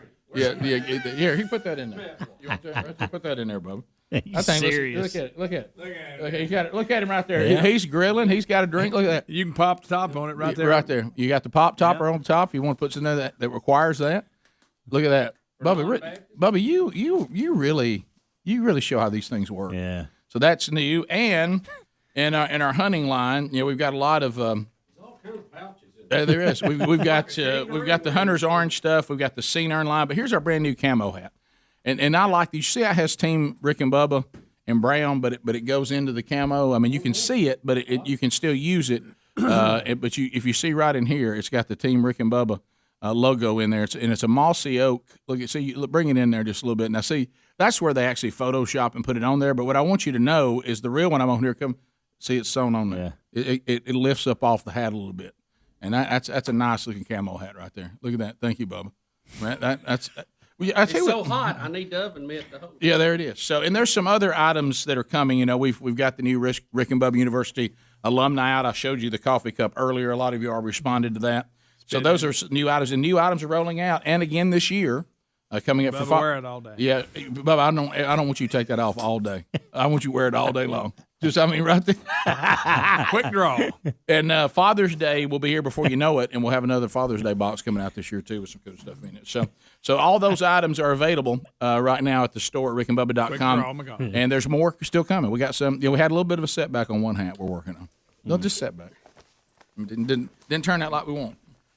But hey, boy, just. Well, you can't. I know. I don't even know how to describe it. He's trying. We had some that didn't turn out, but the two that we got that you brought me were pretty close. Well, and can I tell you what's funny? This actually happened. It was like a standoff with the merch department. Like I said, well, give me one of these that's really bad where I can show Bubba that it didn't turn out. And they said they wouldn't give it to me. You know why? They said because y'all would show it on the show and make fun of it. Yeah. And I'm like, well, yeah, but we're not. We're going to say this is not what we want. What do you care if we're showing a one that didn't turn out? Look, I love that Rick, hat. if we survived making fun of the bobbleheads. You want me to get the hat? You want me to show it to you? No, you can't because it's not available. It's not available. I know, but can I show it? Well, and I'm going to tell you, Greg's going to make fun of the hat in general. Why? Well, I think that's why you don't want him to bring it out. I love that. I know. But you remember them bobbleheads? This is a good hat. I picked this hat. Well, you wasn't at that. No, you missed it. Look, Go get it, Bubba. I want to see it. Show it to the guys. Well, we just won't show it on there. We'll be back. More Rick and Bubba next. Rick and Bubba.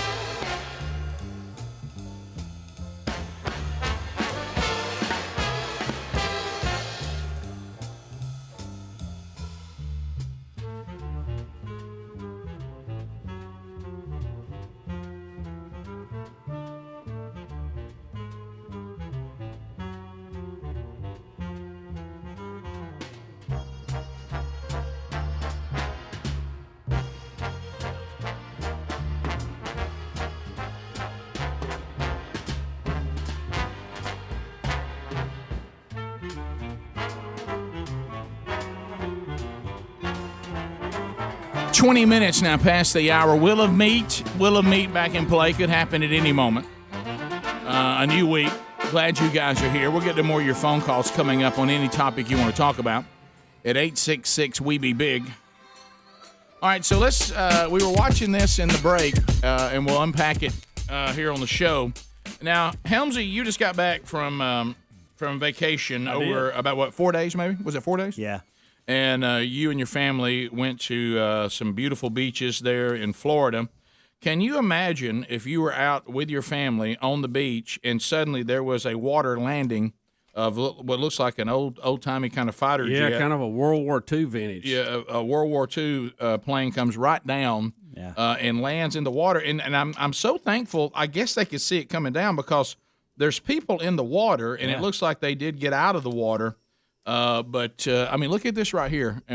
And you see everybody running. I look right there. Ooh, gosh, did you see how close it was to that person? Well, he's a little further out than what it looks like, but I think it's a textbook ditch because he didn't want to be too far out, so he couldn't swim to shore. Look at this right here. But it's almost like he wanted to ditch it right there, but he pulled up because he saw people. Yeah, I think that's the technique. You pull up so you don't nosedive into the water right at the last minute. You kind of want to hit tail first and level it out. Yeah.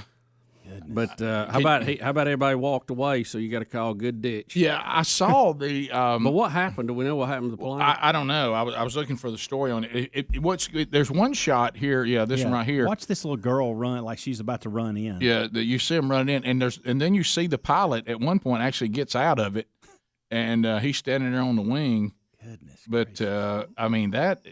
What is that? That looks like is that a World War II? What is that? And it almost looks like the ones they had on the Black Sheep Squad. So are these guys going out because I think the pilot might be hurt? Is that what they're doing? I mean, can you imagine if you are right there? This guy don't even move. Right, this guy right here. Well, why's he not close? I mean, I know it's further than it looks to us, but that's still pretty close, isn't it? Yeah, I mean, anytime you got a plane landing on you, you're like, hey. Yeah. Now he did go over one back there kind of close. Look at this right here. Man. So imagine snorkeling and then all of a sudden pop up and that's sitting there next to you. Oh, boy. Snorkeling. Whoa. Yeah, if you looked at that would be something. Wow. So it says no injuries. It was an air show plane, and this is Cocoa Beach where it came down. Wow. So So they don't have any injuries. Imagine in the war in the Pacific, how many times that played out where some pilot had to ditch a plane that wasn't working and probably did the exact same. What about when you have to do it and you're not 30 yards from shore? Oh, you're out in the middle of nowhere. Think about it. This really brings the whole Sully thing to, to give you some perspective. That big old plane. Yeah, big plane. Huge. Not sure where he's going to land it. He's got hundreds of passengers. Yeah, he's in Manhattan. Yeah, the river's the only thing you got, and it's not that wide. Man. How about when you're in that and the propeller's not spinning? No, buddy. That is coming down. That is not. You're about to land. It's just where. If that could have only happened in Port St. Joe. Oh, my God. You know what? It wasn't no big deal there, would it? Yeah. I missed your history lesson on that this morning, and I was really getting into it, and I had to jump out of the car and back in, so I didn't get it all. But I'm going to go back and listen to it today. Sound like you had it down. Well, I mean, when yellow fever strikes in 1841 and clears a lot of the folks out, and then in the 1850s, 2 hurricanes, massive hurricanes. And so then after that, so you think, by the way, Port St. Joe was supposed to be, that is where they signed the Constitution of Florida, and it was nearly the capital. And because of all the hurricanes, they said, no, we need to move this to Tallahassee. That happened. That's true. Somebody's been looking at historic monuments. Oh, yeah. You don't think Amanda loves historical monuments. Had an issue with, Lighthouse this weekend. You know how Speedy likes barns? Amanda's that way about lighthouses. Yeah, lighthouses are cool. And so if we're anywhere near a coast that has a lighthouse, we have to visit it. And so let me finish the history lesson. I'll get to that. That was. What if it's a barn with a lighthouse coming out of it? Oh, now you got you something. Sherry and I are going somewhere for finally our 25th anniversary trip. Of course, that was back in February, but we are just now going to get to go somewhere. We had other plans to go out of the country, and of course, you can't do that because of the pandemic or countries just aren't letting you in yet. And I saw on there at this place we're going, and you don't want Amanda to know about it because I literally saw this as options of things to do. Lighthouse tour, meaning there's more than one. Well, Windmark Beach it's a hidden treasure, and this is one of those things. Well, I know, and I'm frustrated that I am going here. This is kind of like your restaurant thing that you wouldn't tell. I've people. learned. I know. I've learned over the years, and Sherry forbids me to say certain things. She claimed I ruined Rosemary Beach. I don't think I did. I think people were going to find that. I think without the our word was out. on Yeah, it, but anyway, yeah. she claims I did. Yeah. But I'm just telling you, with your details this morning. I know. So what? So and it's already out, so might as well. So you got Panama City. And then you got Mexico Beach, and then right down the road is Windmark Beach, Port St. Joe. Yep. And then you got Cape San Blas and that area. But this is a hidden treasure, and here's why. I know, and I love this. Back in the 1930s, there was a paper mill that was opened. Now, everybody in here knows what a paper mill smells like. Oh, yes. It is brutal. So what would happen was people would go to Panama City, Mexico Beach, and they wouldn't go any further because, hey, that's that paper mill place. Yeah. Well, in 1999, they shut the paper mill down. Aha. Completely demolished the buildings, everything associated with it. It's now a property, I believe, where you can purchase homes and whatever. Well, that was 20 years ago. And so people have not really caught on to, hey, this is You've done it. I know. And so the locals are there's even people writing about it in different parts, and the locals are getting frustrated that so many articles are being put out. Do they know what about you're this doing? place. Do they know what you've done today? They don't. And probably frustrated with me because I'm telling you, it is look, we all go to the places where the giant condos and there's people on top of each other and all that, and that's okay. But if you want a peaceful deal, you want just a house that's in walking distance to everything you need, Port St. Joe. I went fishing there one time and missed it because I forgot that part of Florida is Eastern time zone. You know, well, and here's the beauty. So I left Central time zone and didn't make the adjustment. You're right, and I missed the boat. Well, here's the deal. Most people that come from Central time zones get confused because the light is just ridiculous late at night, and you forget, hey, I need to go to dinner, and by then it's too late. Yeah. Right. That's a big issue. Something else I didn't know. So Port St. Joe, Windmark Beach, the bay, it is one of the only bays that doesn't have a river running to it. Therefore, that's why it's so crystal clear. So you can see everything. I mean, it is amazing the depths that you can see. And that's part of it. I didn't know that was the reason why, because there's not a river running right through it. Yeah. And you are filling into it. And normally that's the case, but not there. Guys, it is such a beautiful place. I hope you enjoyed gracious. it. So you'll never get a house there again. Well, and if you want to stay where Helmsy did, just go to Vacasa.com and look for Siesta, which I think was perfectly named for me to be staying in since I love naps. Oh, yeah. SEAESTA. Siesta. There it is. There's Port St. Joe, Windmark Beach. Yep. And Cape San Blas is right there. That's the I don't know what you call it, but the stretch there in front of the Gulf. I have an idea how it got its name. Somebody was out there getting pelted. They go, we could call this place Sandblast. Yeah, you're right. I ate a great little fish house down there because if you showed up and you drove about an hour and a half from where you were staying, and you missed the boat, well, you got to do something. Yeah. So I ate at a good little fish house there. It was good though. I love those little fish houses. Don't you? I do. Go in there and get you an amberjack sandwich.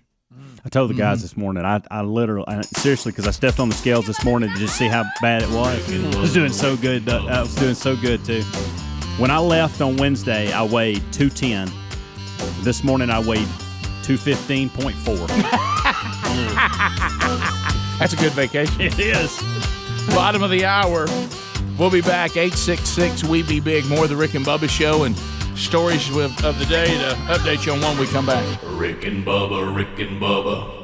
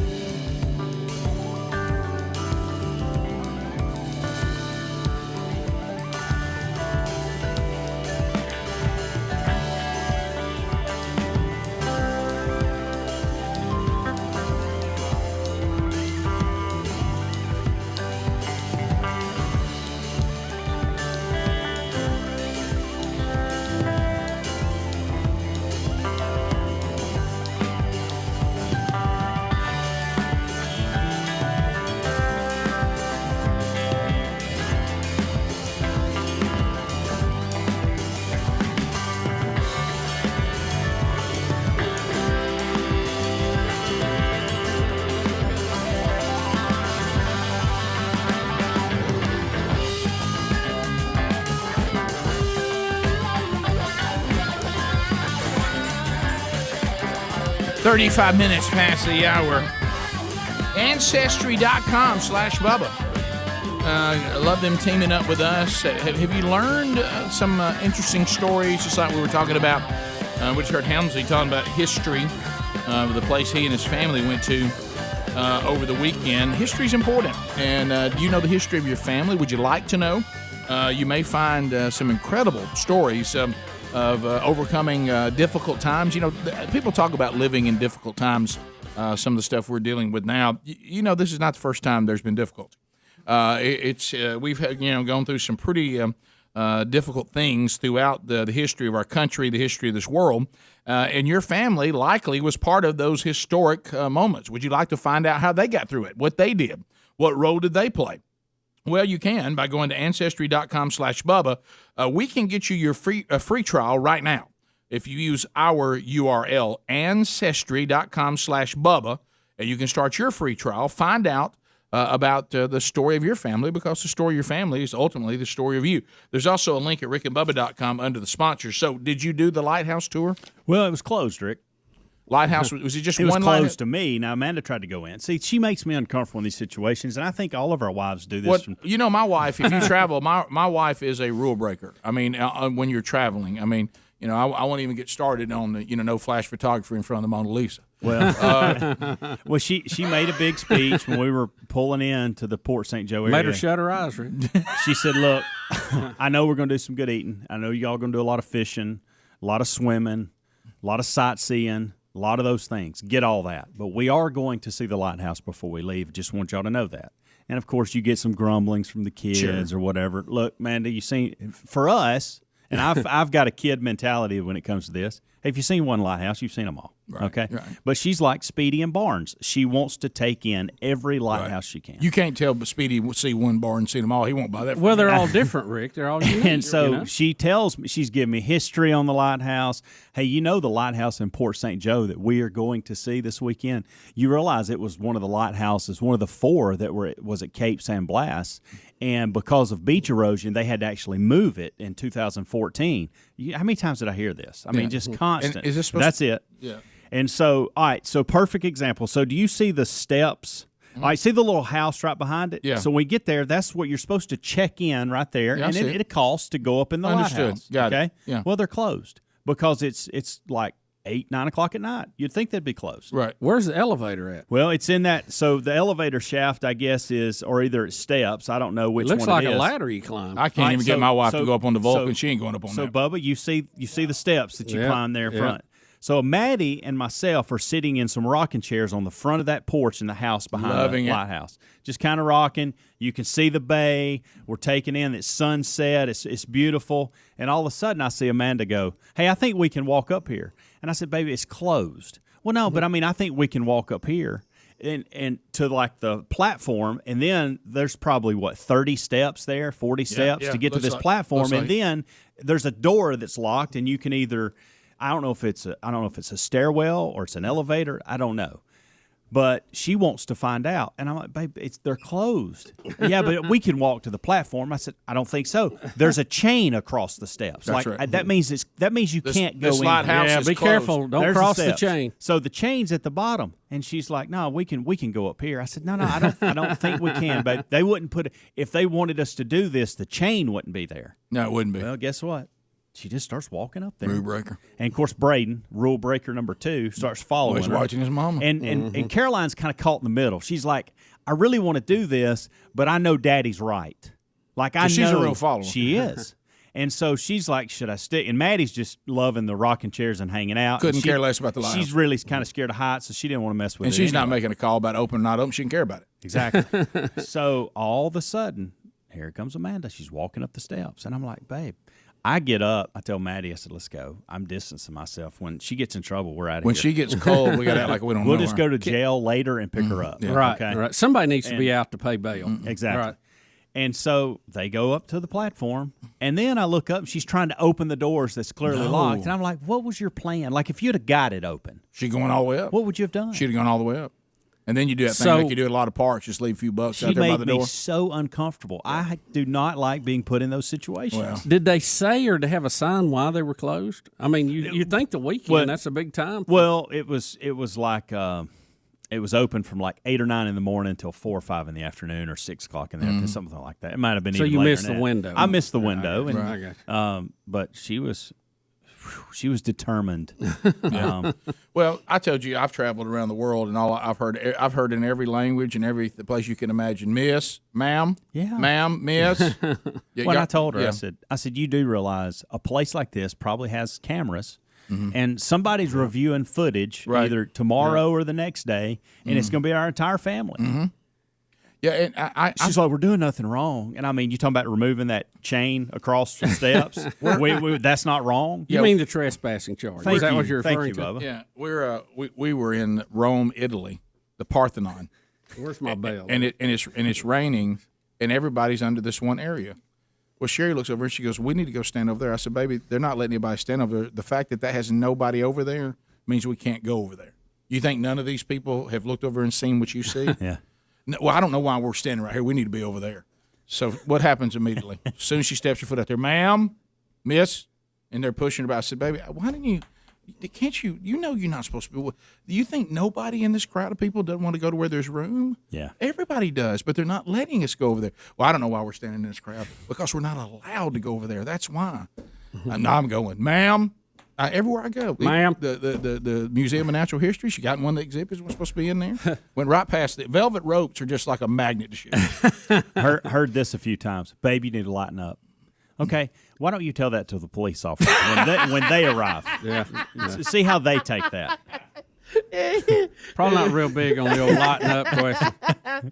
Well, you know what? So she couldn't. She wasn't able to go in where she wanted. No, she wasn't. Yeah, she so- got halfway there.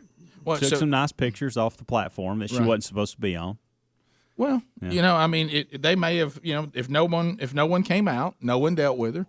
I think it's a win-win for everybody. Right. My anxiety level was a little high. Right. If you'd have took my blood pressure at that moment, it'd been a little high, elevated. Yeah, well, because when- I was nervous. I thought we were doing something wrong. Not what you're looking for on vacation. No. So you're a big rule follower. Oh yeah, yeah. When it comes to travel. Well, just anything really. Right. I mean, I'm not. I just like following rules. I feel like they're there for a reason, you know. Yeah, well, they are. You tend to stay out of trouble when you follow them. I'd rather not be in some Less sort of- headaches. I'd rather not be in some sort of conversation about the rule. Right. Just kind of work on through it. I'm a selective rule breaker. Because here's what's going to happen when the police do show up. I'm going to be the one that has to explain everything. Like they're going to come to me. Yeah. Well, it's almost like my wife seems to think that what they're asking, she's really okay unless she thinks it's an unreasonable request. Yeah. Well, I don't understand why they don't care. Why they care if we go over there? I don't know, baby. For some reason they do. I don't know. Well, that's ridiculous. That's the word always comes out. Yeah. Ridiculous. Remember, you'll ask her sometimes what somebody's doing, or she'll say being ridiculous. Yeah. Ridiculous is my wife's go-to word. There was a moment where we kind of let Braden, he took a buddy, and they were exploring, and I'm okay with that. Y'all go, have a good time, carry a cell phone so we can connect with you, whatever. Well, they just all of a sudden, they're missing for like 2 hours, and I'm like, I don't know where they are. Like, I can't see them any further. Right. Like, I don't know And where you're they thinking are. to yourself, they might got in the bass boat and went out in the water. Well, I mean, so then I told Amanda, I said probably because I could see a storm coming, I thought we probably need to round them up. Well, after about 1.5 miles, 2 miles of walking, we find them in somebody's private property. Now, they're there, and there's like they have a private pool, and they're swimming, but Braden and them are like right in their backyard.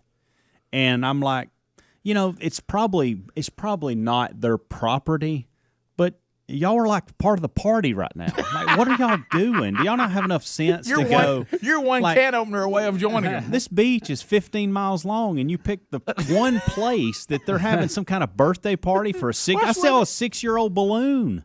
Well, like the 6 balloon and a big cake, and y'all are trying to catch crabs right in their yard. Right. What are y'all doing? Well, there's catching crabs and there's catching crabs. Well, see, that made with that a piece kind of birthday thing. cake. Rick, that kind of made me nervous. Right. That's the kind of stuff that makes me And nervous. Amanda said, "What's the big deal?" She was. She's like, Michael, they're just kids. Leave them alone. I'm like, but they got the entire beach. Like, this is the one spot they She picked. could have seen them quicker. She'd have been in the lighthouse. That's a good point.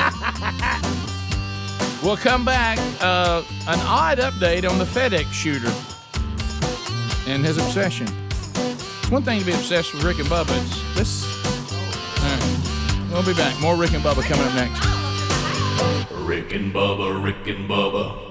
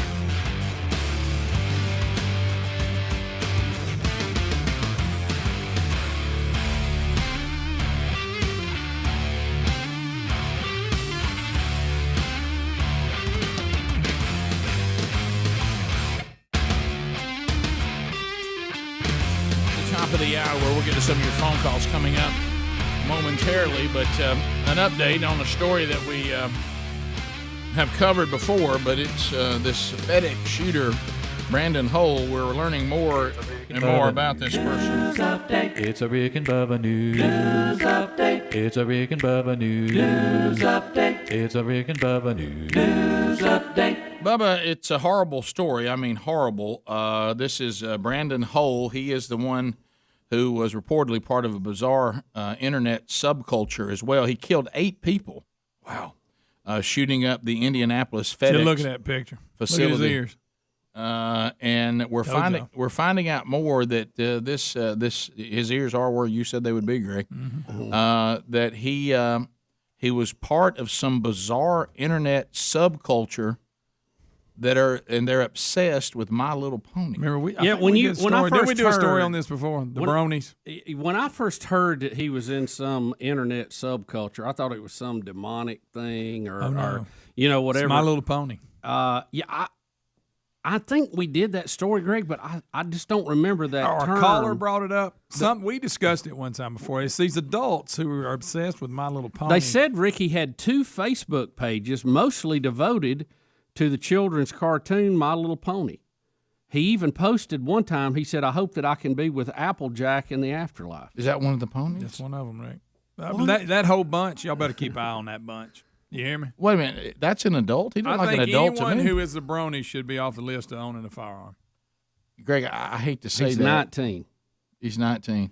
Now, I didn't understand. I heard that he had a shotgun taken away from him. His mom reported him that she was afraid he was going to do suicide by cop, which means, and so they came. So how he ended up being able to get weapons later, I'm not sure, because that would probably be a mark against him, don't you think?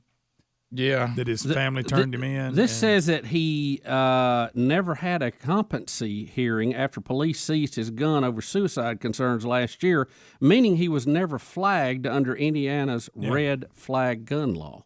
So I'm not following this exactly. And the whole brony thing is just a little side story that shows you how weird he is. Yeah, they're going to try to find out. It said brony online culture has displayed elements of far-right and white nationalist extremism? Surely not. What is it? How are we talking? Let me give you a heads up. If anybody calls and tries to defend the bronies, anybody that is a nut. You hear me? You're a nut case. I ain't saying you're going to go shoot everybody up, but you're a nut case. If you're a grown man dealing with this, dealing with My Pretty Pony or whatever it's called. Greg, there's a line here that hey, you need to keep an eye on every one of those. Now they said that he, after the police confiscated his shotgun, which he had been called in by a family member, that he never got to have a hearing in front of a judge because of the COVID-19 lockdown. And said probably if he had a hearing, the judge would have flagged him for ownership of guns. But because the hearing never happened, he was never red flagged, so he was able to get more guns. There it is. If I'm reading this right. Yeah, it makes sense. Great. Because all the courts and all were postponed because you couldn't be in the room. I'm going to start. Rick, let me give you this update here, okay? He posted an hour before the massacre. I hope that I can be with Applejack in the afterlife. My life has no meaning without her. He posted that on Facebook at 10:19 p.m. on Thursday, less than an hour before the shooting. Bubba, read the line above it. Do you see that? The line above what you just read. You may not have the same story I do. Go ahead. Some bronies are attracted in an intimate way to the characters of My Pony. Yeah, I don't don't have that. That's always there. I don't have that in Weird my story, obsessions. Rick, and I'm kind of glad I didn't. In weird obsessions, you're gonna find that. That's part of it. That's part of it, guys. Because this is a weird bunch. So they are sexually attracted to cartoon horses? Evidently. Do I have this right? Yeah, Rick, if you want to say it, yeah. I had to say it that clear, and I apologize for anybody that bothered. Oh, I see. Because I had to work it out. Like I say, anybody who's a member of this bunch, let's go and vet them. Doesn't mean you're a mass killer. No, but you're weird. But you are weird. There's something off about you, I'll tell you that. If you are attracted in an intimate way to cartoon characters, period, you got problems. If it gets to a point where we're talking about cartoon horses, bigger problem. Sure. Okay. And, you could almost think that somebody say, well, look at that nice depiction of a human being in cartoon world. But animals, Rick, I'm not even. I mean, this is a side point that really doesn't matter. But I mean, they're going to be obsessed with some toy, and these are dudes. It's a girl's toy, right? Yeah, it is great. We got a bunch next with Barbie. Of course, that'd make more sense. Do y'all know they have a still weird a Brawny Con? Oh, I'm sure. Said the first gathering. Apparently, the show debuted in 2010. First gathering was in 2011. Attracted just 100 adult fans, but has swelled to more than 10,000 at the last meeting in 2019. Boy, we live in a weird world. We live in a weird world, folks. I mean, I have like, oh goodness, have you seen some of the pictures? I've seen like some little nieces of mine, Rick, that like my pony, and that makes perfect sense. They're little girls, they're little children, and they have a good time with it, and that's perfectly fine.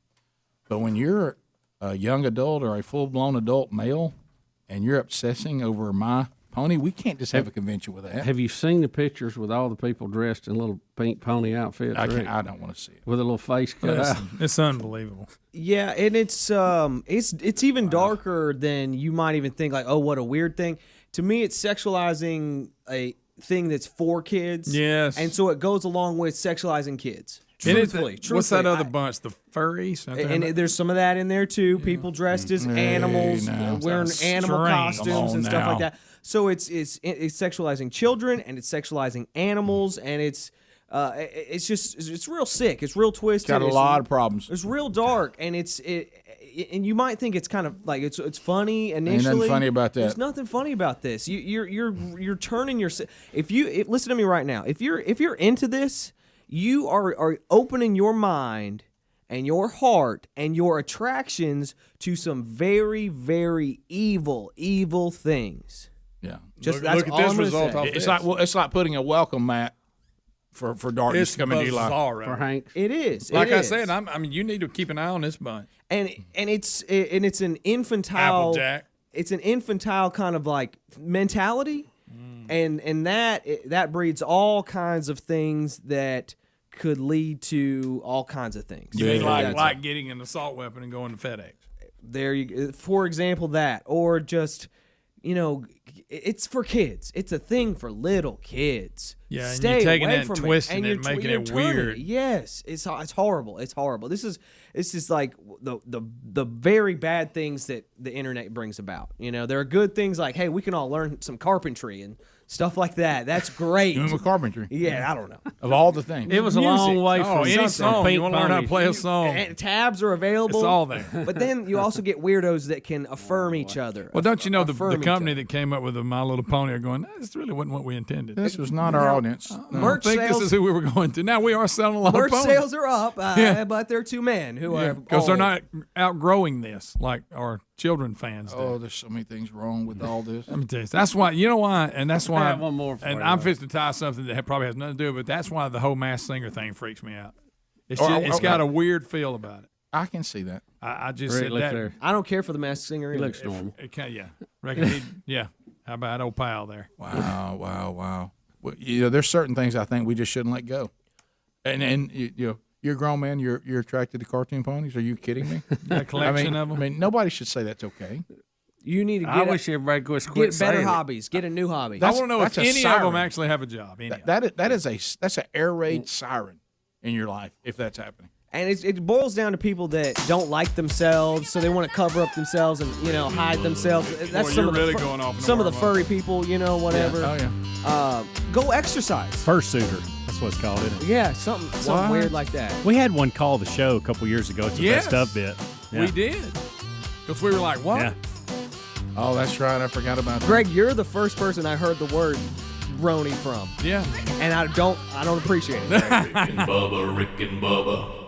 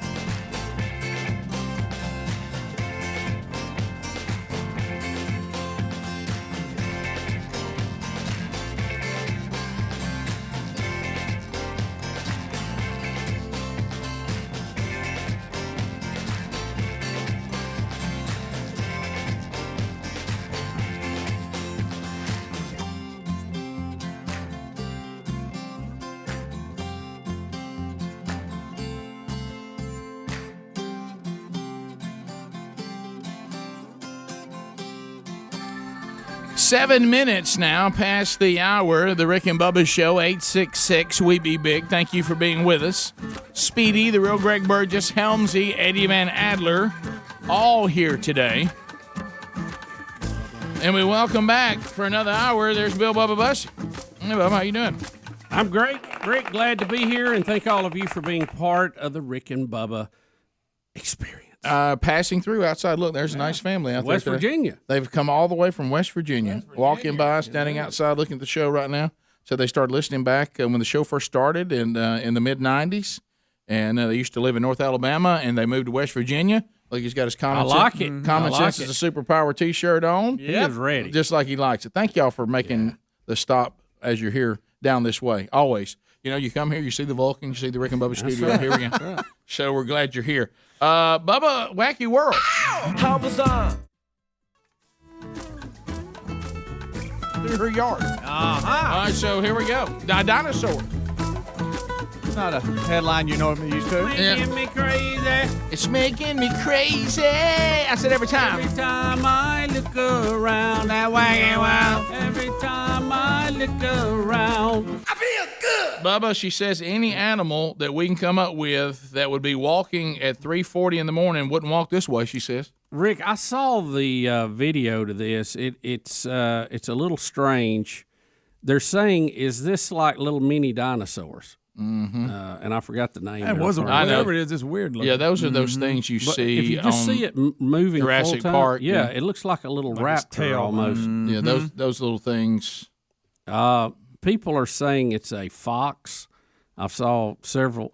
What is the white thing? Has it got something stuck on its head? What is that? The legs coming out the bottom is what she's got a problem with. It almost looks like it's running on its back legs. It does, yeah, doesn't it? that's what it looks like. But Yeah. it's kind of dark. Why is it reflective on the The more I front look of at it, If you see it in real time running in a loop, you start going, wow, that does look like a little dinosaur. Mm-hmm. I'm gonna go on record and say it's probably not. Just saying. Yeah. Well, it would be a first if it was. Somebody is saying this thing that's looking like a long tail or legs is actually a leash of some kind being drugged. Maybe someone has that's a leash being drugged behind. Maybe. Now that don't know. Well, Greg, I don't know. I'm Well, just we're telling analyzing I'm that. gonna I say guess you're this. just throwing small raptor out. I'm thinking it's a dinosaur. I'm going to You're a say little this. quick. I don't think it's a dinosaur. Well, that's but I'm on what land is there. it? I can't tell you. Yeah, I don't. I'm gonna say the odds of you seeing a dinosaur are very low. Yeah. ma'am. And if he is in that area, probably been spotted before now. You know what I think? I know we're glad we all got all these security cameras and everything now, but weren't we better off without them? Yeah. I mean, now we're just seeing. Now we're seeing what FedEx people do. I mean, there was a time we didn't know about all that. So, Well, I'd rather have it than not. Rick. yeah, Heck, I'm gonna rule out dinosaur. Yeah. I'm gonna say she needs a little bit better light on that, or a little better camera. But it is little, odd looking. little lower lux. There, It is so she strange. can see- It Yeah, is it is strange. kind of odd. So also we have more footage, and I think we have this one today because this is this high school girls basketball. Oh boy! Wow. Yeah, this thing turns into a mess, doesn't it? We've got I've seen quite a few of these lately. right. And again, is this still girls basketball or is this just anybody who says they're a girl basketball? Right. Have we got to that yet? Well, there's that. Yeah. Do we have any? I think I'm a girls playing in this at all? Is this straight up biological female basketball? Do we know? Straight up. What So, it looks like. A Anyway. high school girls basketball game has erupted into a violent brawl last weekend when an argument between one of the referees and a coach led to a heated blowout. Now, I understand when we find this video that there's a body slam in this of the referee. Yes. A The ref gets body slam. I mean, a good one. You're talking about, are we talking about Somebody WWE. comes out of the stands and gets. I'm Stone Cold Steve Austin type. Yeah, it took place during a tournament between Baylor basketball and Indiana Elite at the Pacers Athletic Center. According to the Indianapolis Star, the Baylor's coach was arguing a call with one of the refs when she was given a technical foul, prompting her and her players to pick up their bags to leave the game. Yeah, but we're going to take our stuff and go. So we're out of here. If you don't know how to call basketball, we're going to the house. And then it seemed like someone was filming the ref, and he got mad and took a swat at him, and when he did, it was on. He took a swat? Mm-hmm. A male took a swat at some of the female? No, I think it was a male that was filming him. Like I see what you're saying. Okay. So the official continued to talk to the coach as she walked away when the man with the cell phone, Greg, appeared on the court and began filming the referee.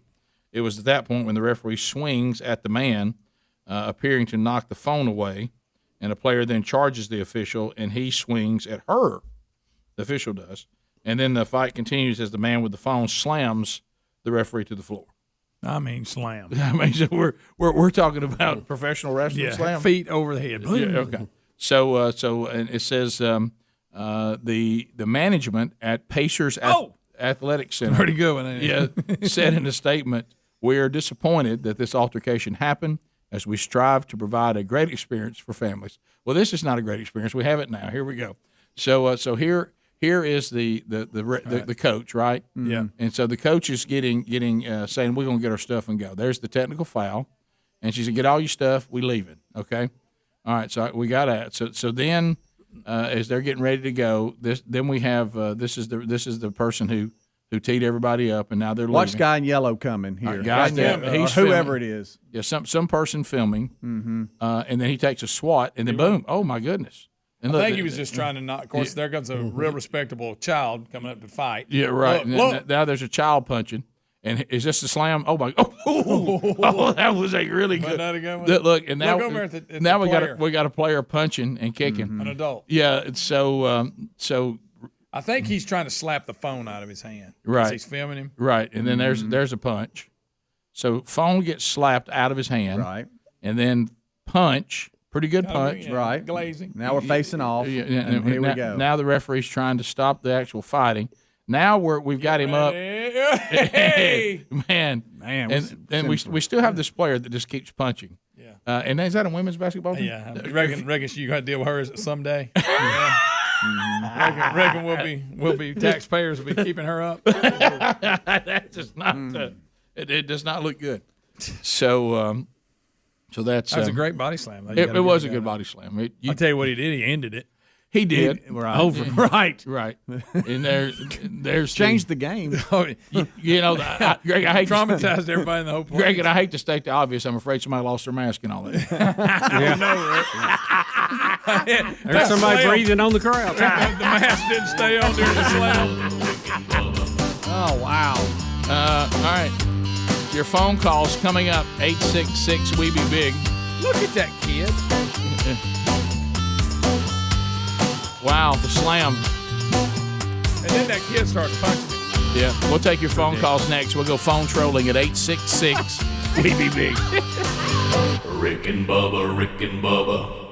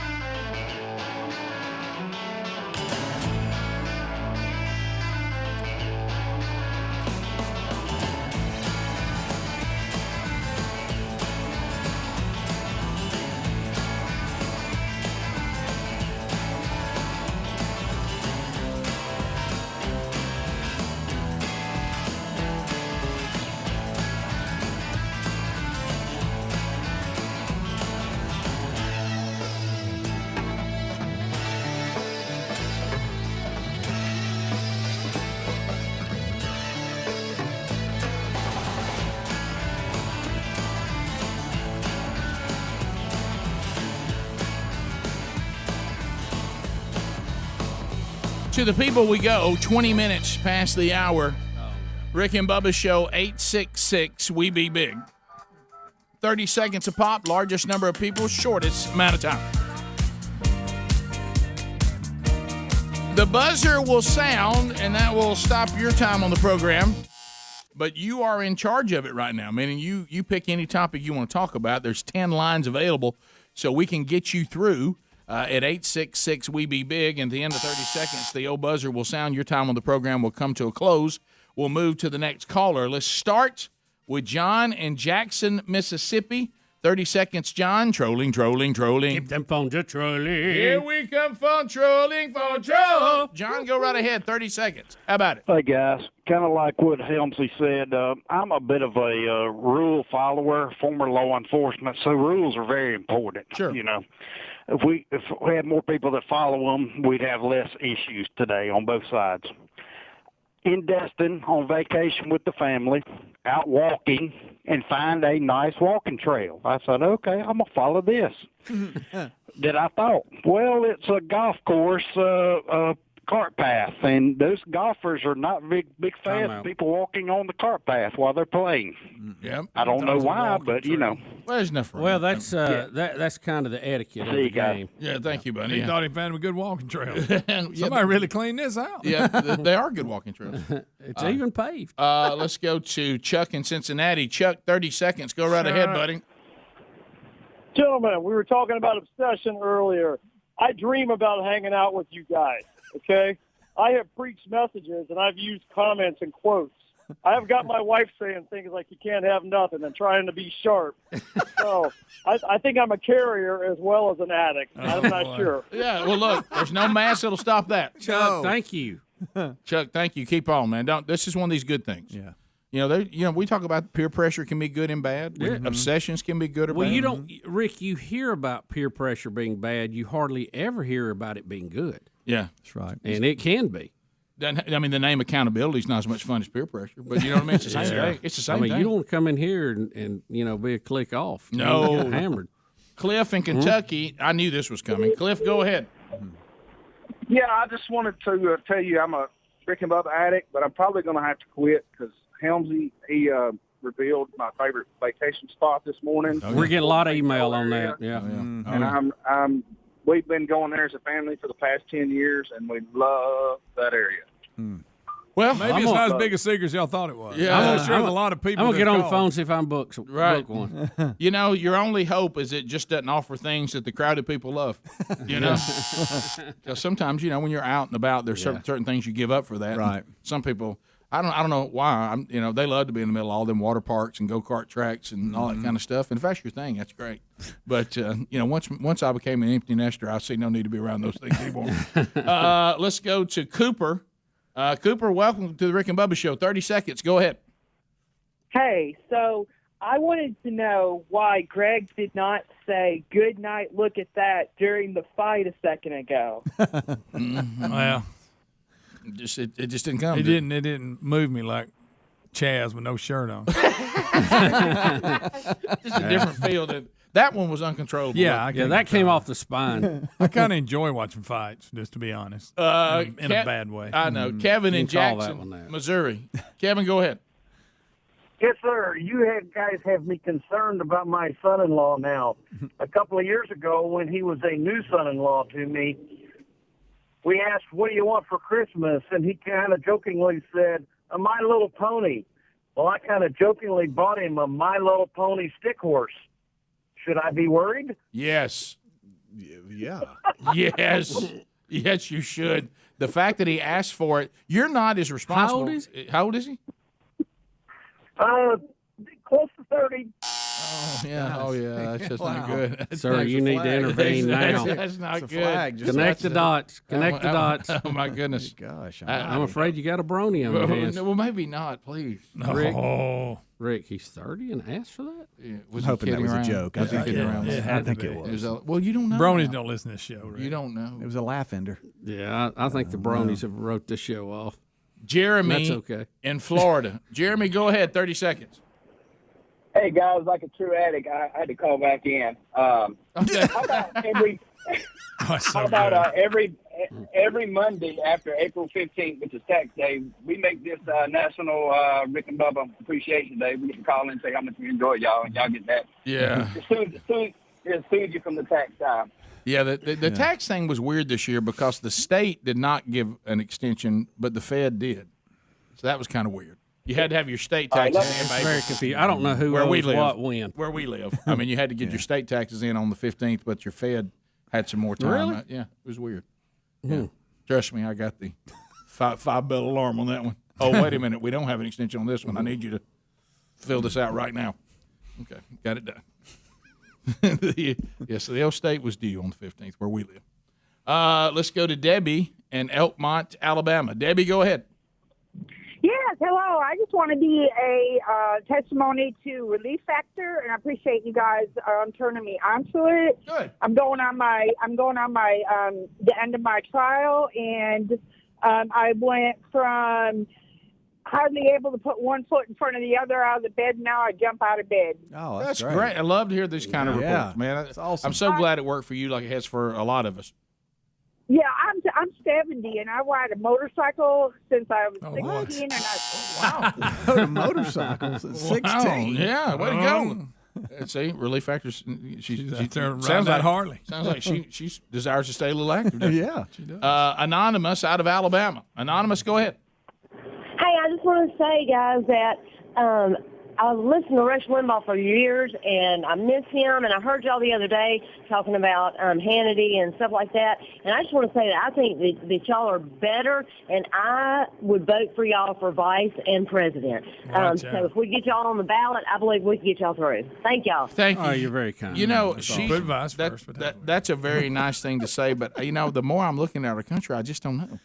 I mean, I think there's a lot of you that would vote for us, and but I think right now I'm not sure. I'm like, no, you plan for the border. I got this weird idea about the border, and it's called vetting people that are coming through. That's correct. It's called stop. How dare you? Yeah, I want to have an immigration policy, not an invasion. Right. And there's a big difference. See, there's one of our slogans right there. I like that. But I'm not sure the majority of this country feels the way we do anymore.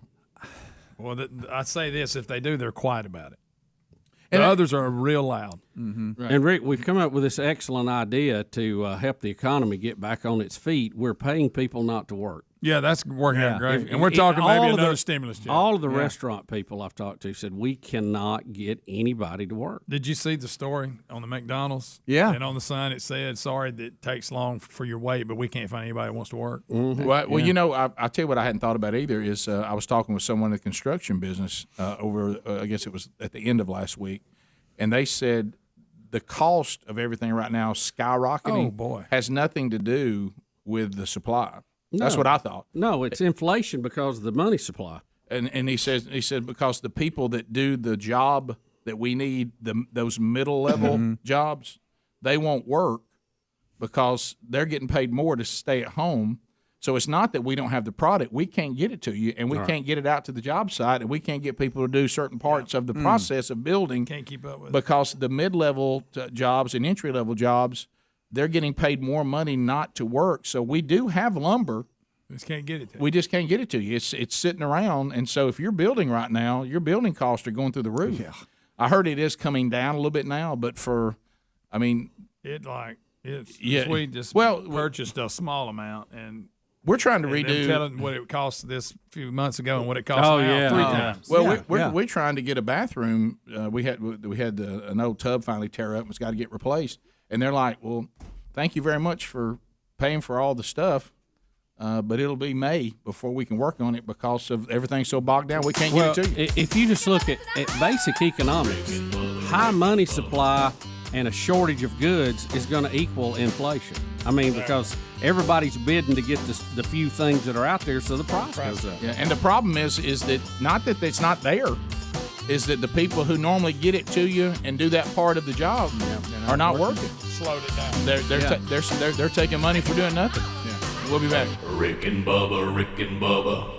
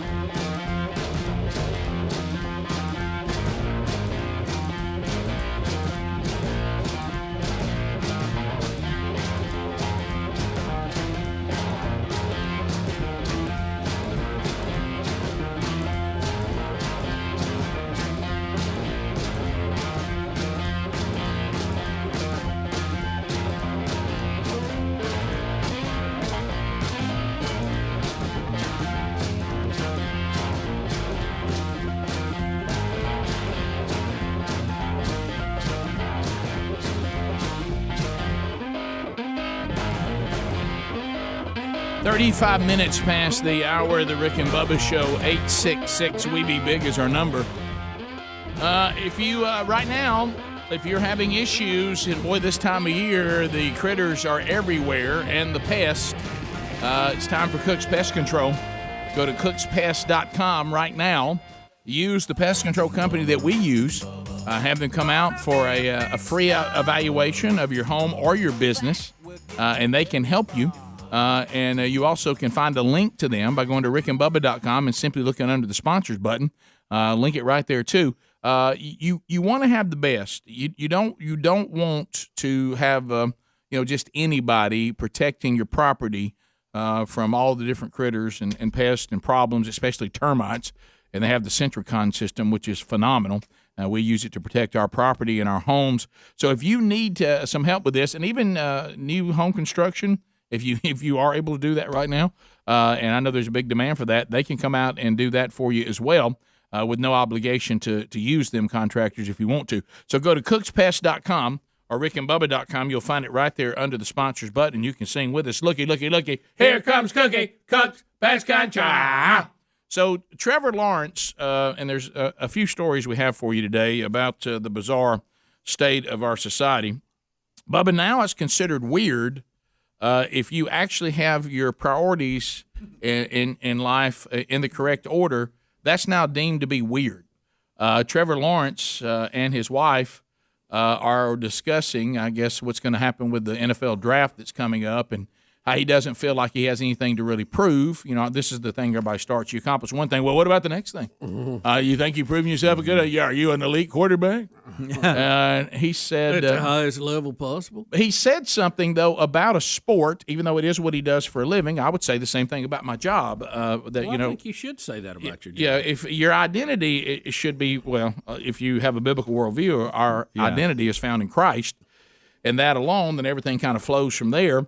And I know that Trevor Lawrence is a man of faith, and he says it's not like I need this for my life to be okay. Meaning, my life does not ride on whether people think I'm an elite quarterback or not. Mm-hmm. He said I want to do it because I want to be the best I can be. Meaning, I'm motivated to be the best I can be. I want to maximize my potential.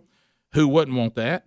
You're kind of a waste if you don't. He said it's hard to explain that because I want people to know that I am passionate about what I do, and it's really important to me, but I don't have this huge chip on my shoulder that everybody's out there to get me, and I'm trying to prove everybody wrong. That is not what motivates him. I just don't have that. I can't manufacture that, so I don't want to. And then his wife chimes in the interview and says, there's also much more in life than playing football, and he looks at his wife and says, yeah, I agree. And I think people mistake that for being a competitor. Look, some of the most tough competitors you'll ever face are people that have their life in the proper order. Yeah. He said, I think that's unhealthy to a certain extent. Just always thinking you got to prove somebody wrong. You got to do more. You got to do better. You know what he's saying is, and you see this even with Tom Brady. Yeah. Now I understand that we're all going to tell Tom Brady he's the greatest of all time so far until somebody else comes along and one day will be better, but Tom Brady himself, because he's not a man of faith, he talks, if you'll listen to him, he'll say that he can't ever quite be satisfied. Right. He's never really at peace. I mean, is this all there is to win 7 out of 10? Well, what about 8 out of 10? Will that do it? Or 8 out of 11? I mean, when is Tom Brady ever going to say that he's at peace in his life? If this is what identifies Tom Brady and this is his identity, well, I know he's a phenomenal 40-something-year-old, but I promise you, Tom Brady is going to have more life left, barring some kind of unfortunate accident or health problem that's unforeseen right now. Just in general, Tom Brady will live a large part of his life not being an NFL quarterback. And if this is all you got, and so this is all Trevor Lawrence is saying, is that's not what motivates me. I'm motivated by something bigger, and I'm going to get out there and get after it. And but this doesn't. He's had to come back and clarify these statements, Rick, because some people were taking it that he wasn't all in on playing in the NFL. And I remember when he said this in college, I thought it was a very profound statement for this young man because he said, football doesn't define me. I am a person. I don't have to my life does not go up and down with how the last football game went, which I thought showed amazing balance in his life, and I think that will make him a better quarterback. But of course, somebody has twisted this and taken it out of context. Look, I remember vividly watching my dad as a football coach, who is a fierce competitor. But I remember guys who were in his profession that weren't this way. And I remember they would lose a close game or something, and we would almost be like, here come the grandkids and all that. And he would walk into his office and see those grandkids, and he would light up like a light, get down, take them in his arms, and start playing with them. Yeah. Because he knew these little kids didn't understand that this was some big deal today, and he also knew that when life ended, was he a good man or not? Yeah. Was he a good husband? Was he a good father? Was he a good grandfather? Was he in like we talk about, follower of Christ? When we stand before God, Trevor Lawrence's football accolades, they're not going to mean anything. What's going to mean something is, what did you do with the platform I gave you? What did you do serving the kingdom? The treasures that are in heaven don't have anything to do with winning and losing football games.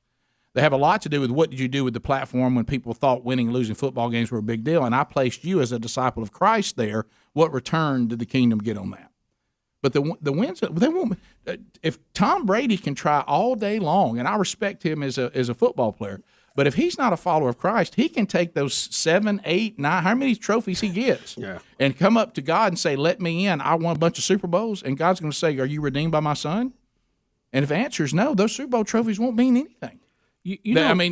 Trevor Lawrence, we're living in a time he has to explain that he actually has his life in order. He has to come back and clarify. Oh, nobody be mad at me for saying that my idol's not football. Yeah. You know what I really think it is? We got draft week coming up, and I think it's more about the writers just had to have something to write about. Right. I mean, they're really digging here for a story that's not there. They're trying to make it out of it. It's the SI Sports Illustrated article that they did about 5 days ago, and he started getting criticisms to y'all's point about what some of the stuff he said, where he doesn't have a chip on his shoulder, he doesn't have anything to prove, his focus is this, and this, and football falls in line, and people, you don't care. So you're not going to care. You don't care if you win or lose. No, that's not what I said. Well, sometimes when you don't care, though, is when you can play your best. You can't hang on too tight. Tom Cruise told us that. Maverick. Well, if you go back to it too, anybody who, and now I will say this, it bothers me. Rocky III. It bothers me a lot because I think scripturally it bothers God. I don't like when we have people who claim to be followers of Jesus that are terrible, have a terrible work ethic. They're not. They don't get after it. They don't give their best. They don't work hard. And you see Scripture saying, "Hey, remember who you work for." Yeah. Oh yeah. There's nothing wrong with that. We're talking about two different things. Wherever you go, you should be. Well, that's what I'm talking about. So if they understood that, Trevor Lawrence, has anybody ever said Trevor Lawrence didn't have a good work ethic? No. Anybody? And so he has to. The fact that he doesn't say this is my life and my obsession, pick, and there's just nothing else to write about him in this. I mean. They're just, I think, grasping at straws. Well, you remember, see, what the world loves, remember, be careful going for the applause of the world. Remember, Jimmy Johnson, nobody ever said, other than us and other people, I guess, that share the same view, when Jimmy Johnson basically told us, this is my obsession, this is what identifies me, and I don't care about my family. You're talking about the football coach? Yeah, Jimmy Johnson, the football coach. Yeah. How about this? I want to win championships and Super Bowls and have great teams and be a commentator. This is more important to me than my family. And no one put an article out saying, well, I don't know if I want that kind of guy around. You know what you say? Okay, good. So what he does for a living is what defines him. So that's the kind of guy we want. Now, it's like, we live in an upside down world. Trevor Lawrence, I think, is pretty much proven he works pretty hard at the game and is going to give you everything he's got. But it just doesn't define him, which is healthy. That probably means he's going to be a pretty good husband and a pretty good dad and probably be able to handle the rest of his life that doesn't include football pretty well, because he's not grasping to that as his – if that's what defines him when that's over, then he's going to have some big problems. Yep. And we see that. You mentioned remember the terrible movie Everybody's All-American? Oh, yeah. Oh, yeah. He turned into exactly what he didn't want to be. I know. He used to think those guys were he didn't look at this as any big deal. But then when it went away from him, and he tried to go back and live it again. Yep. Yeah. So, and I thought you gave a lot of his quotes. I thought one of them that was really stood out to me. It said, "I'm secure in who I am and what I believe. I don't need football to make me feel worthy as a person." Yeah, I mean, That This doesn't is mean negative. that doesn't mean I'm not competitive. It don't doesn't mean I that don't you're want not to gonna- win. He's got his priorities Doesn't in mean my work ethic. I'm very confident in that. It just means what it says. And somehow he's got to explain that. And that's it weird. probably means during the trials and tribulations of being a professional football player, he probably won't go over the edge. Yeah, what it really exactly. means. 15 minutes to the top of the hour. 866 We Be Big is the number. We'll take your phone calls. Get a few stories we didn't get to on our way out this hour too. When we come back. Rick and Bubba, Rick and Bubba.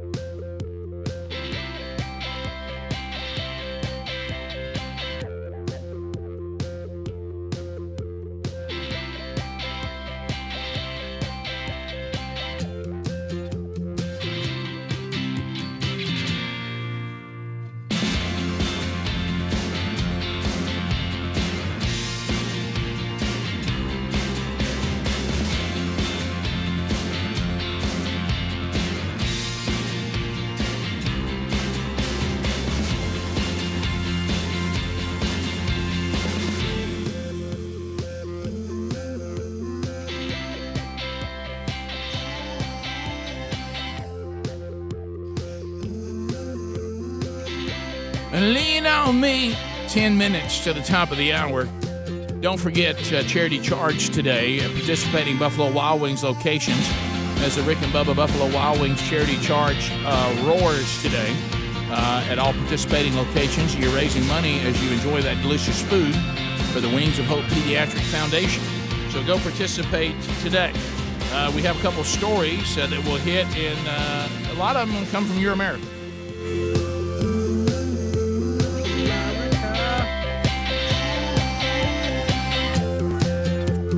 Bubba, once again, not understanding how the free market works. Yeah, I think there's a lot of people out there that think that businesses and corporations just have a printing press in the back and they're hogging all the money. Well, they've been told that. They've been indoctrinated into that. Yeah, the grocery store chain Kroger announced it was shutting down 5 stores in Southern California after cities approved ordinances requiring retailers to pay a hero pay. Kroger closed 2 stores in Long Beach, a Ralph's and Food for Less. Kroger, which is the largest supermarket chain in the U.S. with nearly 2,800 stores in 35 states, stated that the city's mandated $4 hero pay increase was to blame for the store's closing. Now, I assume they're making people pay $4 an hour on top of what they normally get. Yeah, they're saying that these people that work during the pandemic deserve hero pay, adding $4 an hour. As a result of the City of Long Beach's decision to pass an ordinance mandating extra pay for grocery workers, we've made the difficult decision to permanently close long-struggling stores located in Long Beach. This is from a Kroger spokesperson. This misguided action by the Long Beach City Council oversteps the traditional bargaining process and applies to some but not all. Now, yeah, I mean, Rick, this is just like the, when we're talking about raising the minimum wage, there's a point where these businesses can't operate and they will close the door. By the way, let me make a correction. It's $5 an hour. I said $4 an hour. Well, mine says 4. Here it says hero pay in this story I'm holding. It's $5 an hour. Said they approved hero pay in March at $5 an hour, and it says that the mandate will add an additional $20 million in operating costs. Rick. Wait. Okay, Long Beach was 4. On the story I have, it says the Los Angeles City Council approved emergency ordinance to require grocery store retailers and pharmacies with more than 300 employees nationwide or 10 employees on site to offer an additional $5 per hour in hazard pay during the pandemic. So one county's 4, in Los Angeles is 5. Well, again, you have a city council coming in that really has no place in this. An employer and employee is an agreement between the two. The government has to set the boundaries, but they're too involved in this now. This is ridiculous, especially in this case. All they're going to do is cost all these people their job, and that's what they've done. Well, again, so they're not going to get 4 more hours. They're going to get none for none. Yeah, none. So what they just see. This is the way the progressive looks. You remember, it's a lot of emotion, but not a lot of sense. Not a lot of common sense. They just think, to the original point that was made when Bubba started the story. Well, this rich Kroger place, they can handle another $20 million worth of operating costs, and Kroger said no, we can't. Not going to do that. We're better off to shut them down. You're making this impossible for us to make a profit in these counties, so we just won't be in these counties. Well, see, it's not the city council's place to set that rate. Right. It's the store. And here's the thing: because the city council has no idea what the cost is. If operating during the pandemic has been too much of a struggle for the people working there, they will quit working on their own. And the store will go, wow, we can't get anybody to work, so we're going to have to up the wage. That's how it needs to take place. Not they mandate it from the Silver Castle at the end of the street because they think it's a good idea. It doesn't work that way. No, as a matter of fact, from what I could gather on the infection rate, whoever was working in grocery stores, apparently they were in the safest place on the planet. Yeah. Them and the big box home improvement stores, I tell you, those are the people that ought to be in charge of the pandemic because they wouldn't have any problems. Well, I'm glad to see some common sense in this Georgia situation. It is funny watching Stacey Abrams run business out of Georgia and then try to start begging everyone to stay. Mm-hmm. I'm upset about the voting laws, but don't leave. Mm-hmm. See, once again, that's emotion. I come out emotionally, but I don't even think about the damage I'm doing to the very people that I claim to represent in Georgia. But Black Panther 2, they're saying they will still film in Georgia despite Ryan Coogler's opposition to the state's voting laws. So you can sit there and say, hey, I don't like the voting laws. Now, you need to explain why. We've talked about that, and they have not done a good job of that. But I'm still going to shoot my movie here in Georgia. Yeah. I mean, but see, Stacey Abrams is the one that started all this. Oh, no, Stacey's mad at us. Let's pull the All-Star game out. Wait a minute, that's $100 billion. Come back. So, Stacey, you can't have it both ways. You're going to have to be more responsible with your emotional outburst and getting mobs stirred up. And then when you start losing money for the state of Georgia, then you come back and say, well, just be mad about it, but don't leave. It just boggles the mind. Yeah. Sometimes the thinking of this. At one point, you used to think adults were a little smarter than the kids, but for some reason, we've lost that. Look, I'm telling you, if you're going through the prism of emotion, you'll always do stupid things. Leaving your America, now going to the world, and this is one of those things where sometimes you just think, well, you know what? Somebody got what was coming to them. Elephants kill suspected poacher at South African National Park. Is this? I'm gonna look see if it's the Great Kruger. Is it the Great Kruger? Is it the Kruger? I think it is. I've been in the Kruger. So it's, man, I'm gonna tell you, of all the things I've gotten to do, that safari is one of the coolest things I've ever done. How big is that place? Oh, Bubba, it is massive. I mean, it's got to be. It is massive, and I don't know the acreage, but it is massive.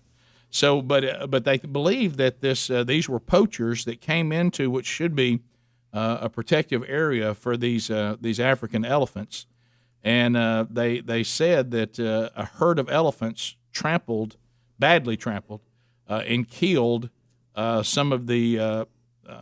killed some, injured some, and they think others did get away that were poachers.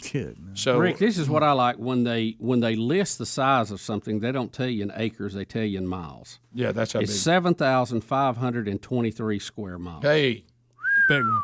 Hey, biggie. She's a biggie. Hey, big. Yes. That's a big one. She's a biggie. So it says they also found a rifle and said this trio is also suspected of attempting to poach rhinos as well. So the third suspect, they think, got away with some kind of eye injury. One was trampled, and the other, two were trampled. So they're looking for the third. But how about when the elephants say, well, you know what? Gotcha. Hey, you don't want to mess with the elephant. You don't. Look, if they do the headstand on you, trample you, it's not good.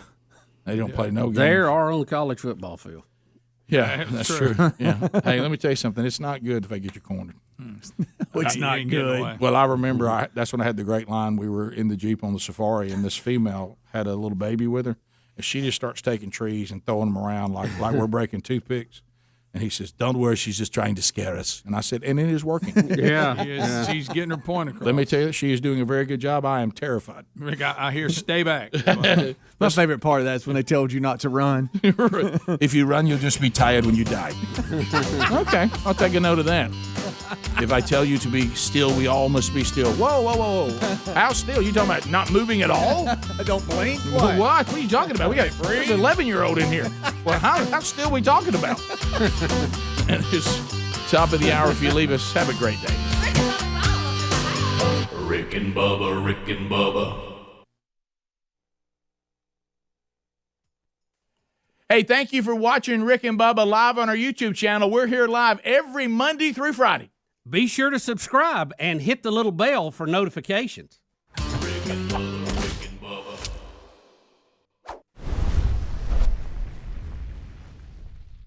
Rick and Bubba. Day without him, brother. Rick and Bubba, Rick and Bubba. Oh, there is no other. Rick and Bubba, Rick and Bubba. Waking on their blubber. Rick and Bubba, Rick